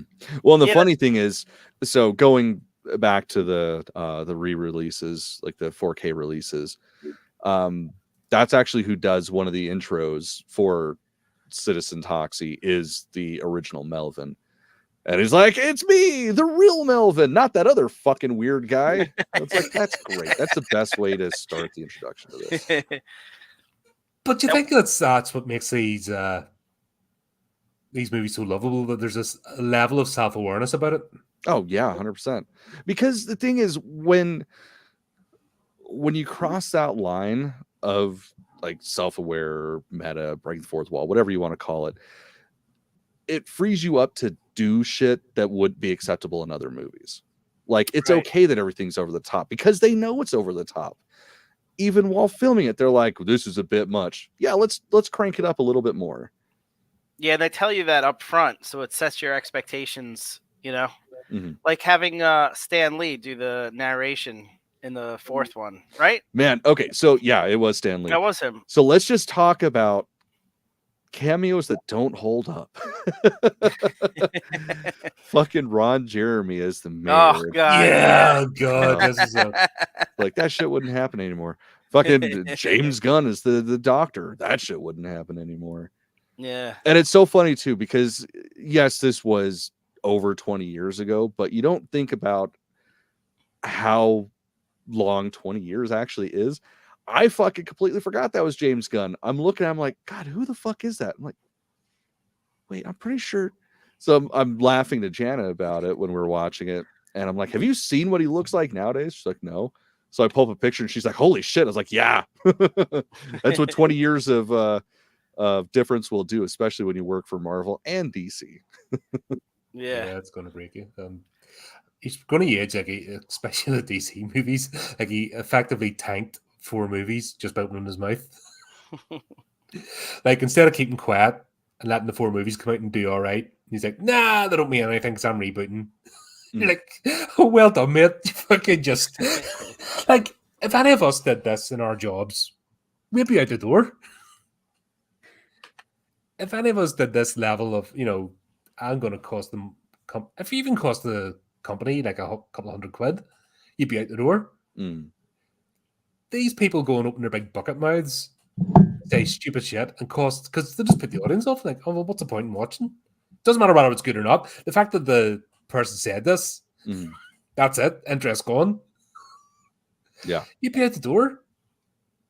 Just like, what the hell's going on?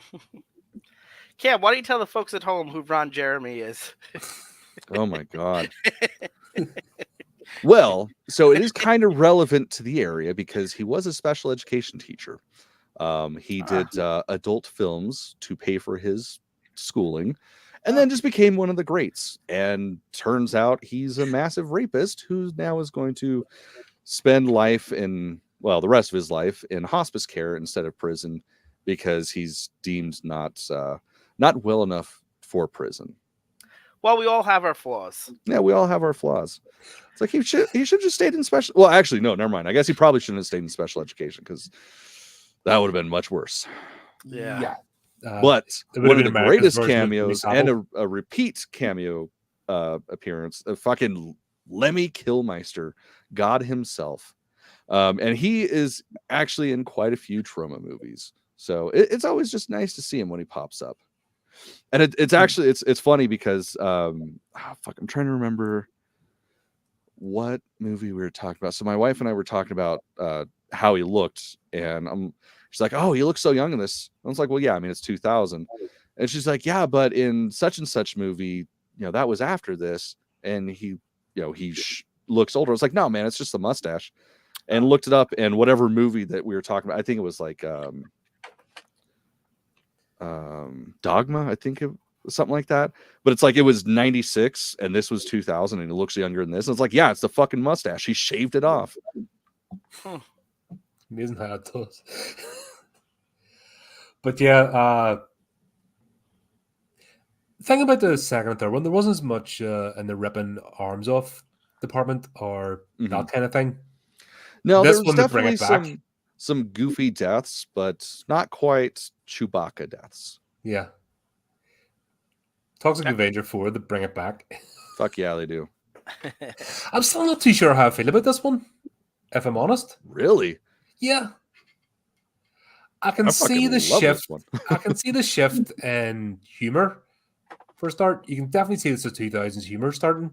And I really don't know if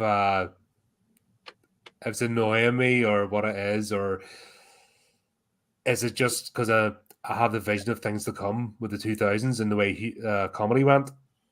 I disagree. I thought they took it up another notch as far as that whole scene in the beginning with the special ed kids.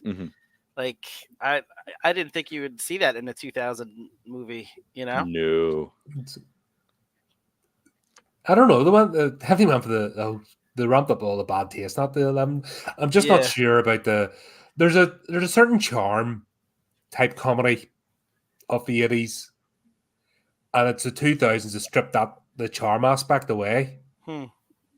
If I'm explaining myself right, I don't really see that in this. It's like the thing is, yeah, there was 11 years difference between this and part 3.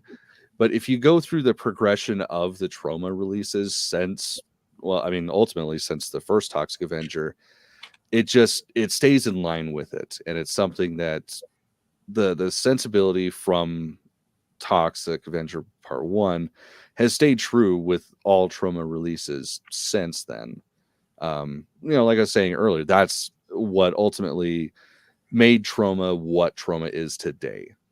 And with this, it stayed. Like I mean, it's a perfect double feature, watching the first one and watching the fourth one. I mean, all jokes aside about them saying, yeah, the fucking last ones were terrible, don't watch those. Yeah. It is a perfect double feature. Shay, did you sense a tonal shift, a change in tone between the first one, say, and the fourth one? Well, yeah, especially in like the opening scenes in the first one, you had them just bullying like Melvin because he's Melvin. I guess. Yeah. He's an easy Then target. this one you just have like people just breaking into a special ed, and just like killing a bunch of them for apparently no reason. Mhm. So I guess there is one. Yeah, Yeah. and they're a terrorist organization, but their demands don't make sense. Makes perfect sense. But check They the just terrorists. want But equal then you had rights. you had a bit of it, with the diner robbery, and that's what I'm saying, the whole Mad Max party, because you just got these like gangs, post-apocalyptic reprobates. Mhm. Well, and that's a very Troma thing. Like that covers like different properties of Troma, like that heightened sensibility. It's almost like if you were to mix the Warriors with Mad Max, but put them in Jersey with no money. Like that's pretty much all the gangs in Troma properties. It's fun. Like it was also interesting as well because the camera work. Mhm. I mean, I think that's another thing. 'Cause you see the difference in camera work, Mhm. so you're automatically transported anyway. So you know you're watching something different. Yeah. I was put off a bit by the look of Toxie too. It changed. It just, I don't know. I preferred, I guess, the bad old- mask. Yeah, the bad mask. That was okay. Hold on, man. There was animatronics in that mask. Only in the later sequels, not in the first one. First one there wasn't animatronics. Right. Yeah. But it still looked good. Oh It yeah, looked- no, it looked You know good. what I mean? It's just different. It's different between a prosthetic and a Yeah. mask. And ultimately that's what the sequels were, or, well, the original and the first sequels, it was a mask and then a little bit of makeup underneath. Whereas this was clearly a prosthetic where you could even see like the seam like right here. Mhm. Yeah. Yeah. I guess I just preferred the look of the first one. But and the dubbing, the voiceover was different too. Yeah, this one it's like really well done. Yeah.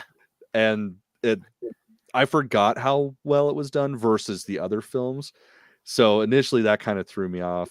Like, Yeah. wait, this guy's actually talking. And then it's like, no, Yeah. he's not actually talking. But you get what I mean? There's like Yeah. you know what I mean? You're getting a different experience. It's like, hold on, this isn't, because the dubbing was done badly, but they deliberately just kept it that way Mhm. and Right. had it up as part of the, as part of the fourth wall, as part of the franchise. So you were expecting it. Yeah. So it's I almost agree like with they're I making agree an with effort you. with this one. Why are they making Yeah. an effort? That's wrong.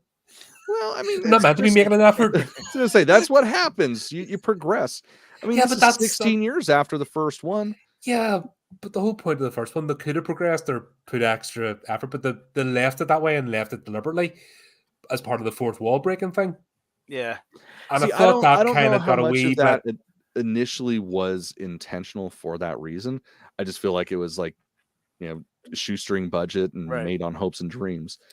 But I feel like once that was accepted, that's when they leaned into it. And I think that's one of the downsides of binging it, is that it's more noticeable when you're just watching it back to back. I think if you had seen it at the time, 16 years after the original, you wouldn't have noticed, or you Or wouldn't have even a minded week it or as much. something.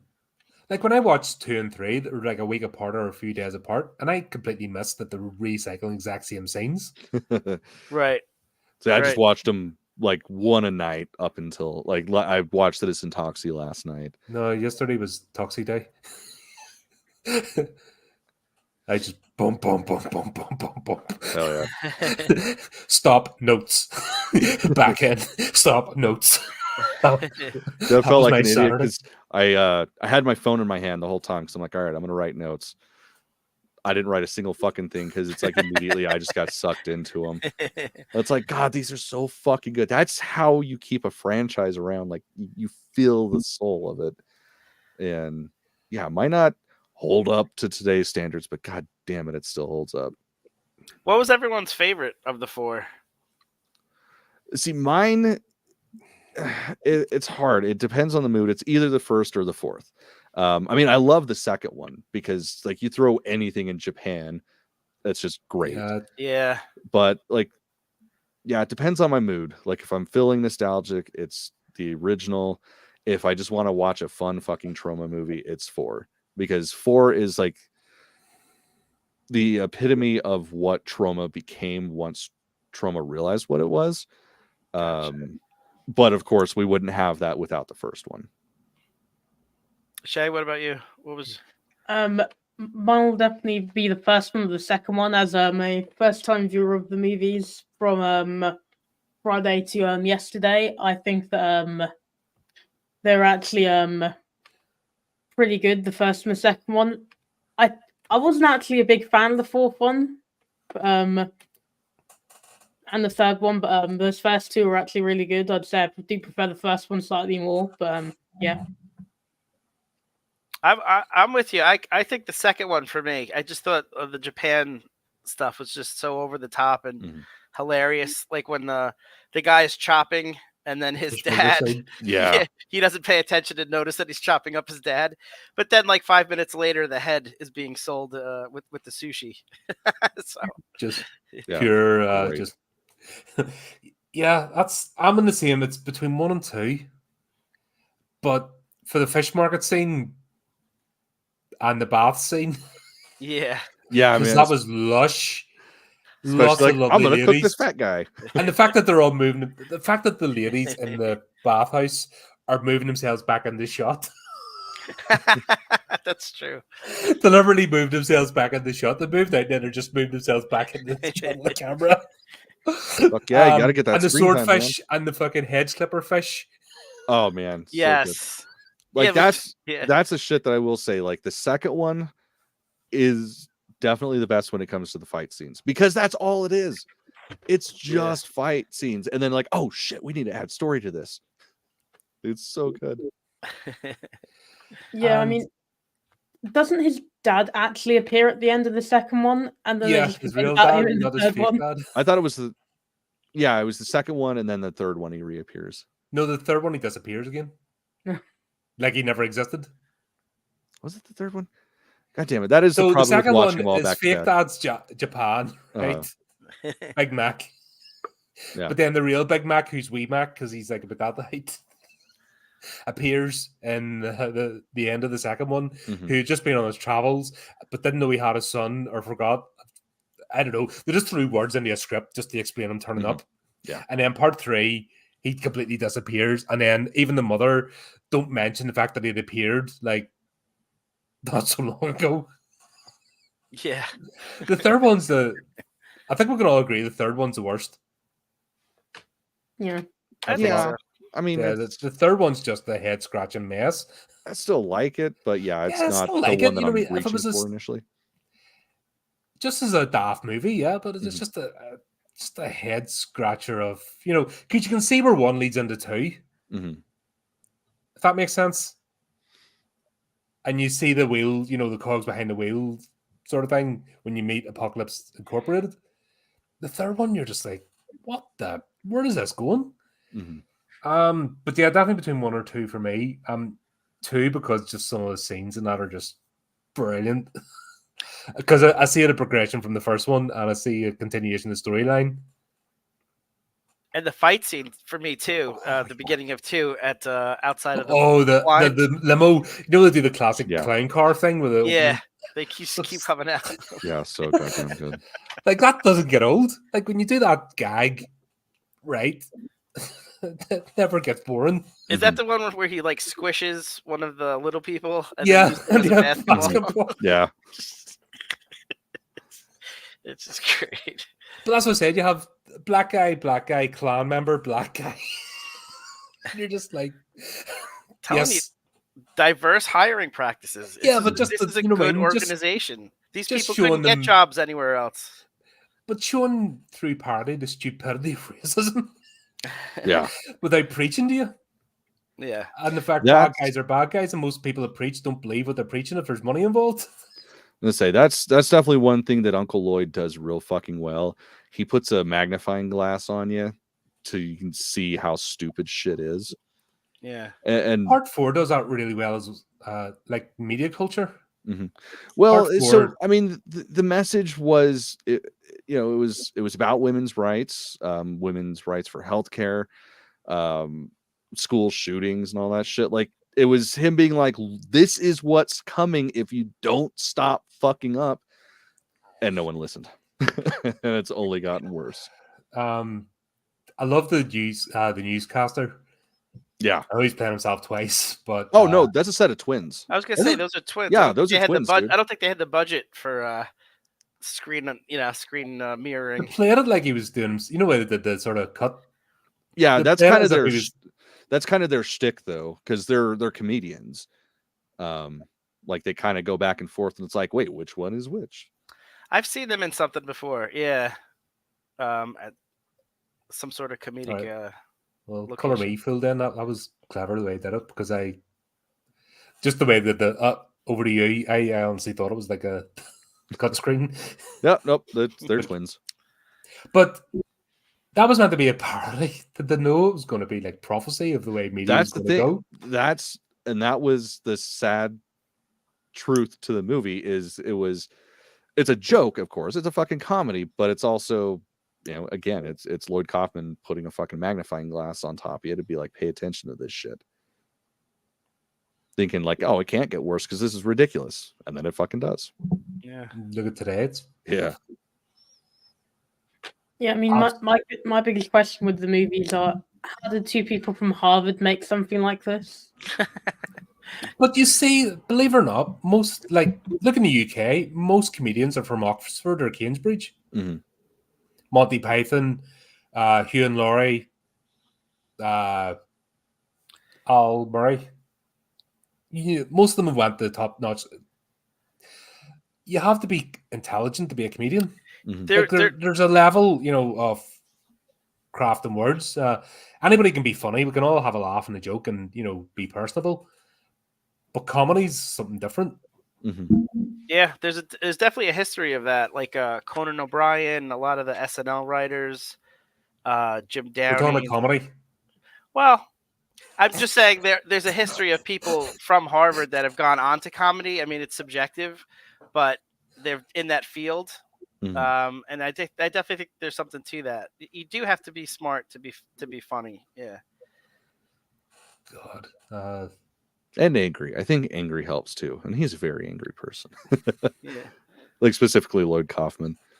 And it's so funny too to think about like his personal life, because you know, his wife, she was the New York Film Commissioner for years, and everybody always thought, oh well, that's why he gets shit made. No, half the time he was fucking fighting with her to get his shit made because she wasn't making it easy.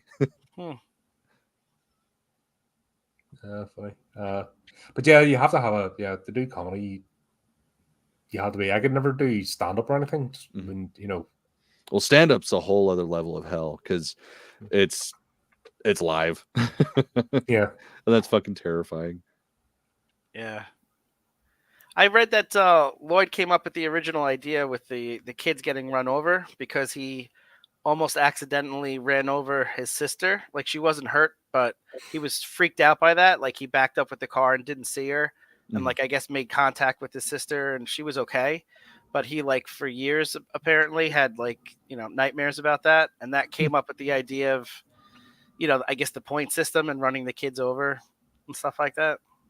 Again, 28 points seems way too high. That's got to be 20 points max. But that's horror anyway.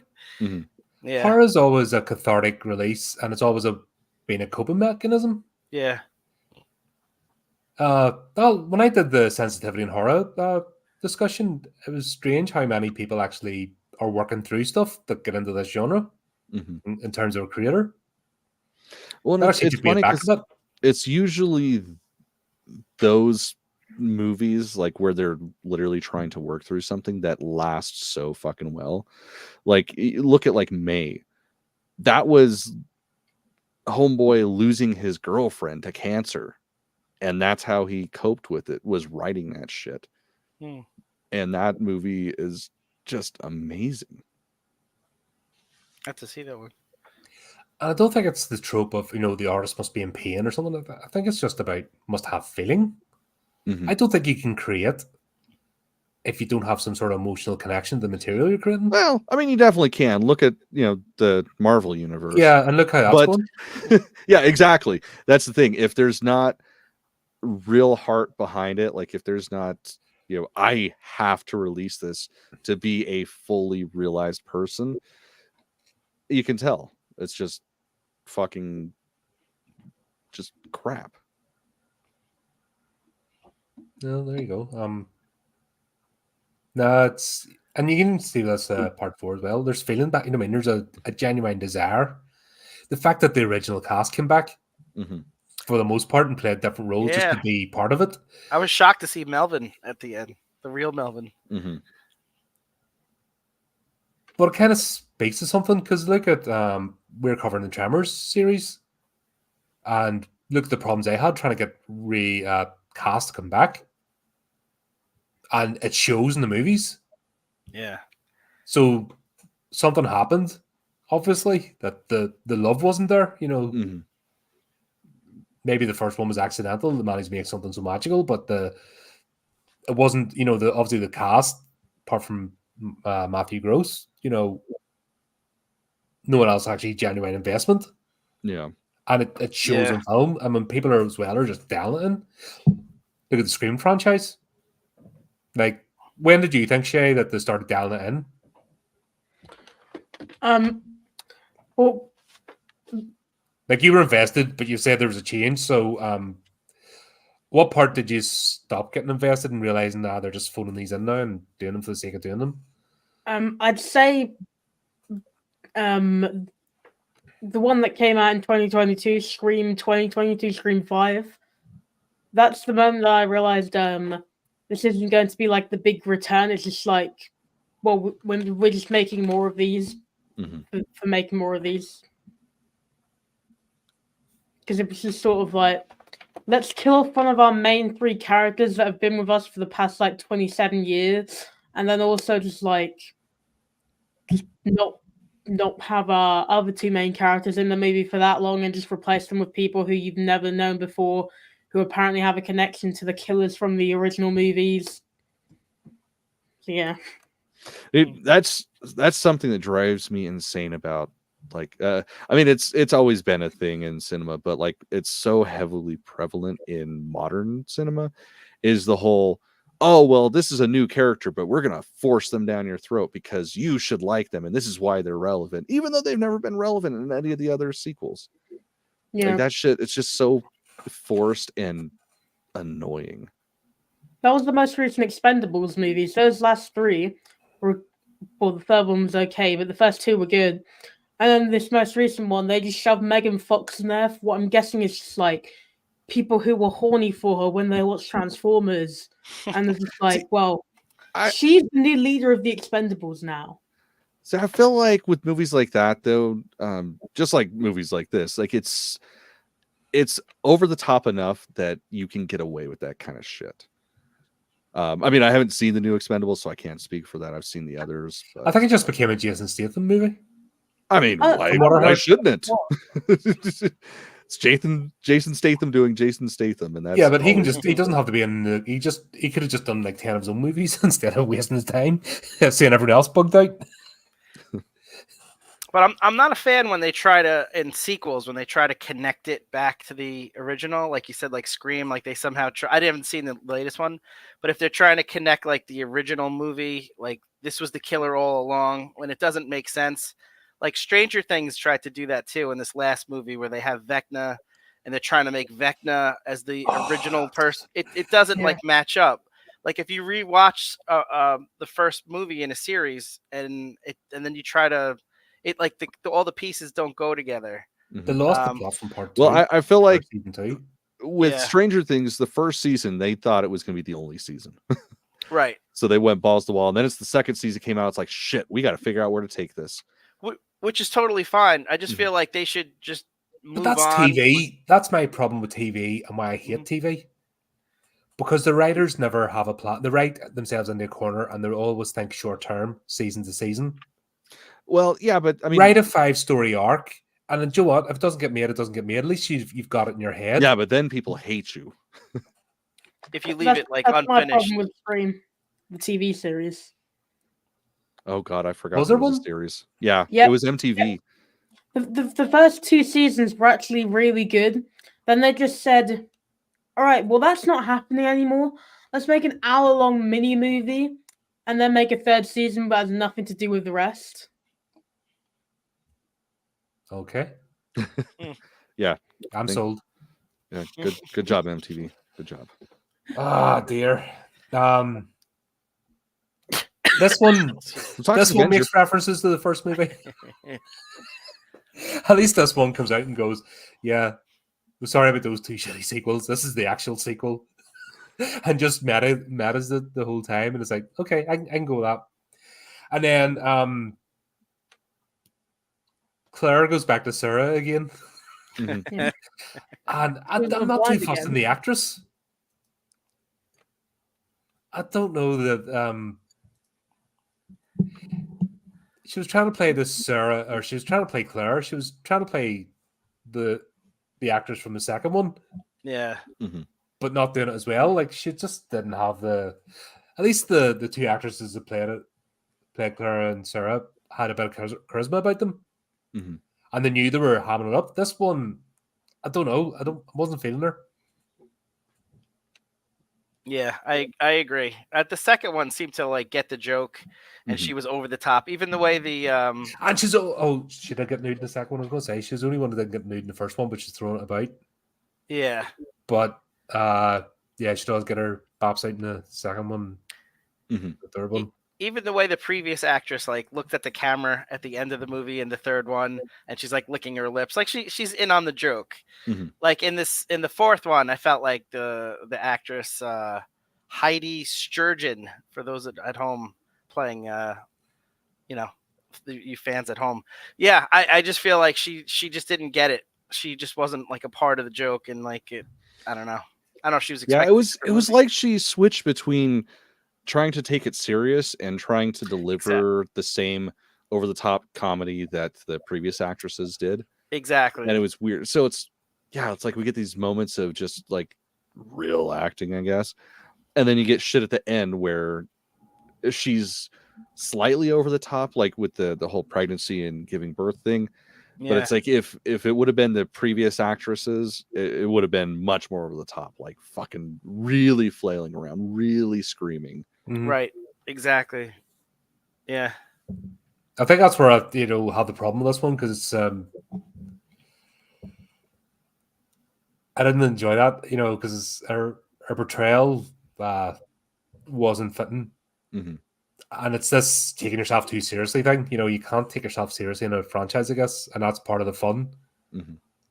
But you can Well, also, it's as just- we've seen, you can get some messaging across. You can talk about society and do it in a fun way that people are like acceptable to it. Mhm.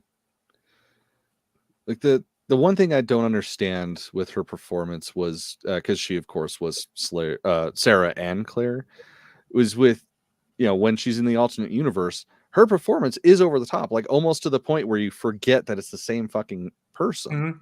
Mhm. It's like, why didn't you bring that with the other universe too? And why didn't they bring Masami back for the threesome? I was wanting that threesome to happen in part 2. That would have been funny. That would have been amazing. Like, But then the problem is, then they have to acknowledge the previous 2 films. That's right. Which they made, right? So it's it's not like someone else made it and they're like, oh, we're gonna. No, it's do you know the Eric Cartman? No, you're not coming into my fun fair sketch. No. Mm-mm. So Eric Cartman's like he gets money and he buys a fun fair. Oh wait, yeah. And like nobody's coming in. It's my fun fair. Sorry, I heard something very different. But yeah, straight up. Right. This is we hate those sequels. Don't watch them, and then everyone's going to go watch them. You know what I mean? It's that, Hey, you know what? It's brilliant marketing because it's like, oh no, don't just ignore those, and then there's the curiosity there. You're like, well, now I straight in the back have of the to. brain. It's going to take away, and you're going to go pick it up. Yeah. Yeah. It was good to see Cigarface back. Yeah, He is a- yeah, especially as like the Nazi cop. It's fucking great.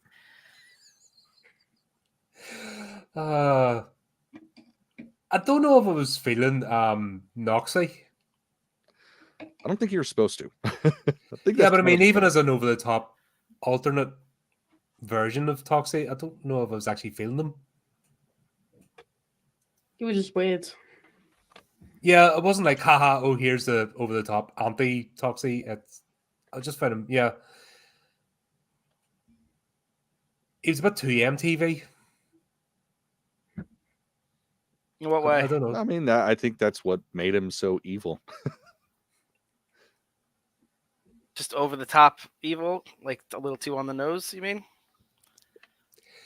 Not even evil, more gangster than if he had been evil, he'd be doing ridiculous things. Like, okay, so when he first appears, he just starts ripping everybody apart. And that's not ridiculous. Yeah, that's where I was on board. Do you know what I mean? That would make sense. I'm just going around, rah. But then they turned him into gangster homeboy type thing, and for the rest of the movie, he was like a strange. I don't know what he was. Yeah. I just had I had trouble reading. Like the fetuses had better interplay they, as. they had a good battle inside there. Yeah. And then, of course, we had the was wump wump, which I'm sure you're all beating yourselves off over. The brooms, the green one and the red one. Yeah, no. Well, and that's the thing. Like, this is 2000. I'm like, Phantom "Blah." Menace just came out, so obviously they're gonna fucking make a Star Wars joke. Like, why wouldn't they? Oh, if only they knew what that was going to lead to. Right. Just added that. Oh, yeah. Forget about that. That never happened. Shay, what do you think of the sequels? Star Wars sequels. I'm one of the people I liked Force Awakens. It was okay. I didn't like the middle movie there. Last Jedi. The Last Jedi, yeah. Yep. I thought That's 'cause Rise you're of an Jedi alt-right also was okay right until the end. Yeah. They just sort of like messed up in the end. Mhm. Yeah. I think that's fair. Yeah. That was out. Colin was out with the prequels. I was already halfway out with the prequels. Yeah, I was like, but then TLJ did it for me. I was out. No chance. No return. Yeah, no, Right. that's one of those movies that I. But you I'll didn't have a usually channel to talk about this stuff on, dedicated to this sort of shit. I didn't bring it up, motherfucker. So don't be blaming me. Yeah, there's this fucking shit stir down there, just winding it up. Trying to learn about Shay, trying to see if he's one of us. Fuck off.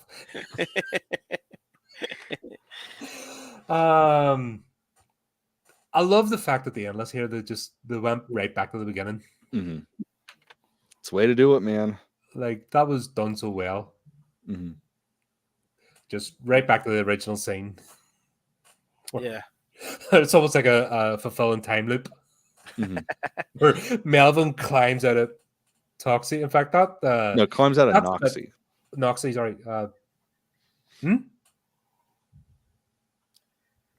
Yeah, he climbs out of Noxy and just I hate, and it's Melvin at the same age. Where I think the third one, the try to de-age him a wee bit. He's still a wee boy. If that makes sense. Yeah, it was weird. But that's one of he's been grown as a full adult, and it's almost a parody of the Hulk. Mm-hmm. When Banner gets locked away. But yeah, that whole thing of just throwing him out the window and then we're just straight back into the Toxic. So fucking. I'll cut you if there's ever a sequel. Right. How fucking funny would it be if the new one was essentially that, like a continuation of Citizen? Do you know what would be brilliant? Dunk Peter Dinklage in the tub and then just don't let him out. That'd be the movie. The whole movie? That's it. Just dunk Peter Dinklage as Peter Dinklage in the fucking barrel. End the movie. Take my money. Take my money. And the entire dwarf community of Hollywood would be like cheering as well. Going, fuck you, dickhead.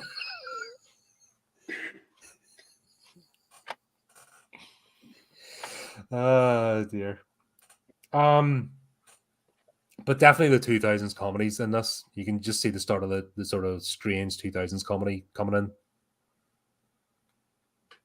Which, I thought that opening scene with the special ed, I was shocked to, I thought that yeah, I would be, thought there's no way they could have done that. That was just yeah, I thought that would be in the 80s movie more than this one.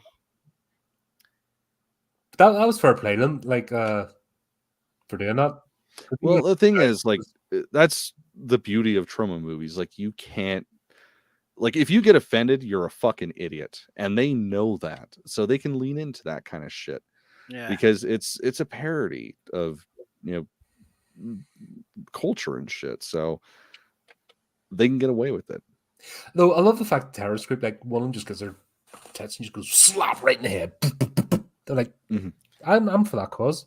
yeah. Like just start having sex with people. It's like, okay, that's not a horrible Terror Script. Yeah. I'll have some of that. Yeah, that's the thing. It just starts off with a boom, and then just don't know what happens with the rest of the movie until the end. Like it finds itself again. I think it's the Noxie scene, being the gangster boss. I think that's just what I don't know where they were going with that. I'd rather see Noxie as just a rampaging beast. And then it's revealed that it's Melvin, it's angry Melvin who's, still all his frustration of being bullied has come out and that's what he's doing. That would have been better. But when they made him into like a mafia boss or something, that was just Well, the thing is, it made perfect sense because it's the polar opposite of Toxic. No, I suppose. Like I said, just a wee bit of wasn't bad on it. Mm-hmm. I like this storyline in the first one, I think, where he or maybe it's the second one where he kills that the old lady at the dry cleaner. What's the first one? Yeah, first one. And then he's like thinking that, oh my gosh, now it's expanded beyond just killing criminals. Now I'm killing like ordinary people. He didn't know the fact that she was actually a criminal herself. Mm-hmm. So I kind of like that idea of him it's gotten away from him and now he's just has to, kill everyone, almost like a, vampire type thing to just keep killing to stay sustained. It's a Tromatons react to evil. It's like a Ghost Rider. He's like, yeah, holy fuck, it is a lot like Ghost Rider. I never put those two together. Yeah, that's fucking funny. Call yourselves comic book fans. My God, dude, I read good comics. About that shit. Why do you not like this stuff? And then you know fuck all about it. I don't read Ghost Rider. Fucking good shit like fucking Hellblazer.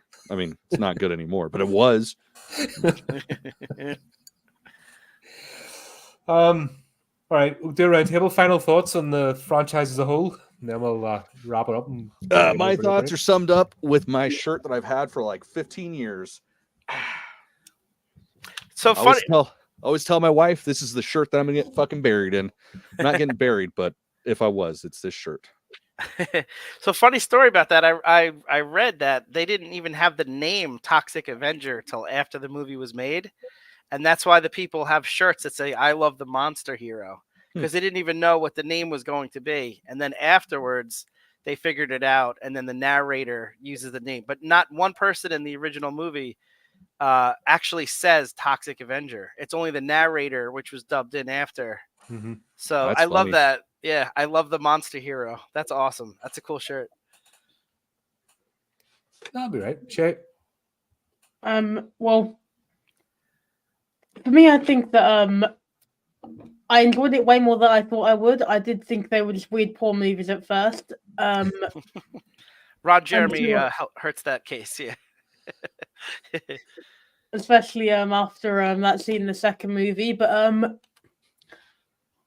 as it just kept going along, I realized they weren't porn movies. And I enjoyed the first one a lot more than the rest of them, but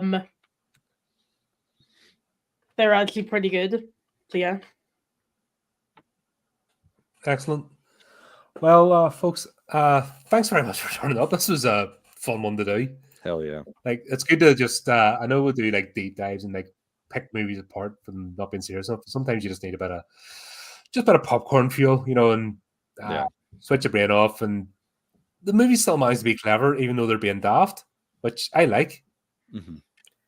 Yeah, what I appreciate about you guys is that you're exposing me to things that like I never knew about. Like I missed the boat on this entirely.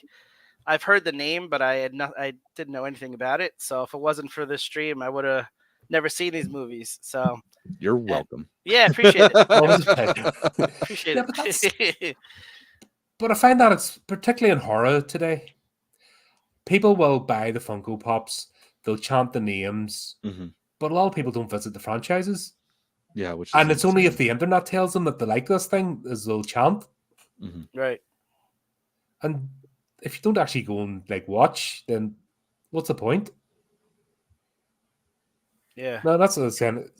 I like the obviously new stuff that's come out, but it's good to go back and see where things came from and where the ideas were seeded and why things become pop culture phenomenons as well. Yeah.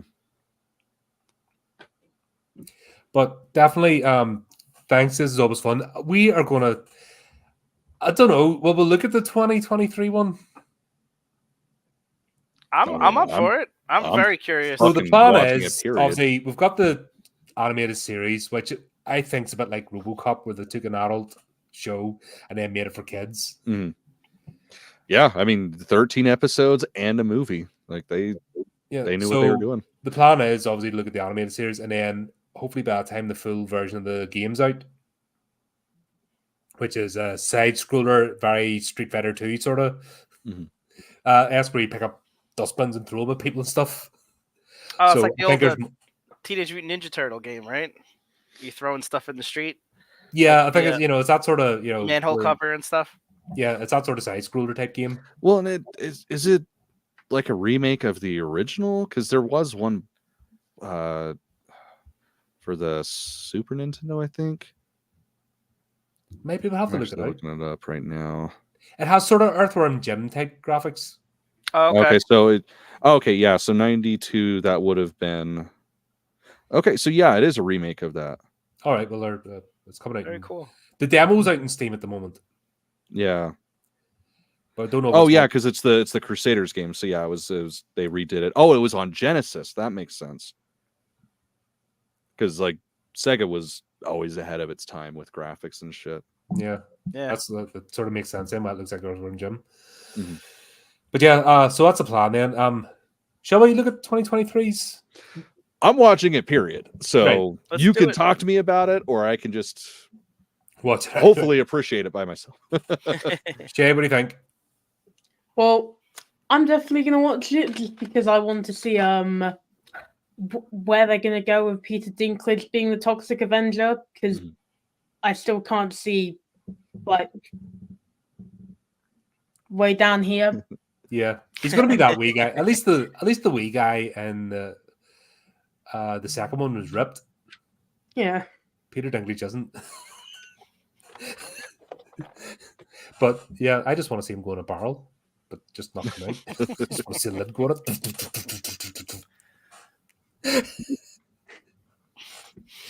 it. Right, okay, so we'll make a plan then. So, folks, we will be back. This is not the end of the journey. We will be looking we still got more at all things toxic and just have a laugh and look at it. But don't forget, check out Shay's channel, Shay Rants. Check out Infernal Brotherhood, the scruffy looking nerf herders. If you want to do that star stuff. And Chris, you will have a channel soon.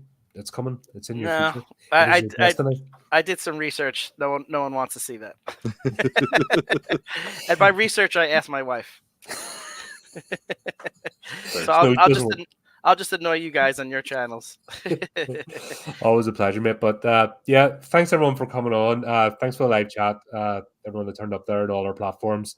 And just easy to say, keep up to date with the channel. Do the typey clicky things. Until next time, keep it creepy. Keep it horrific.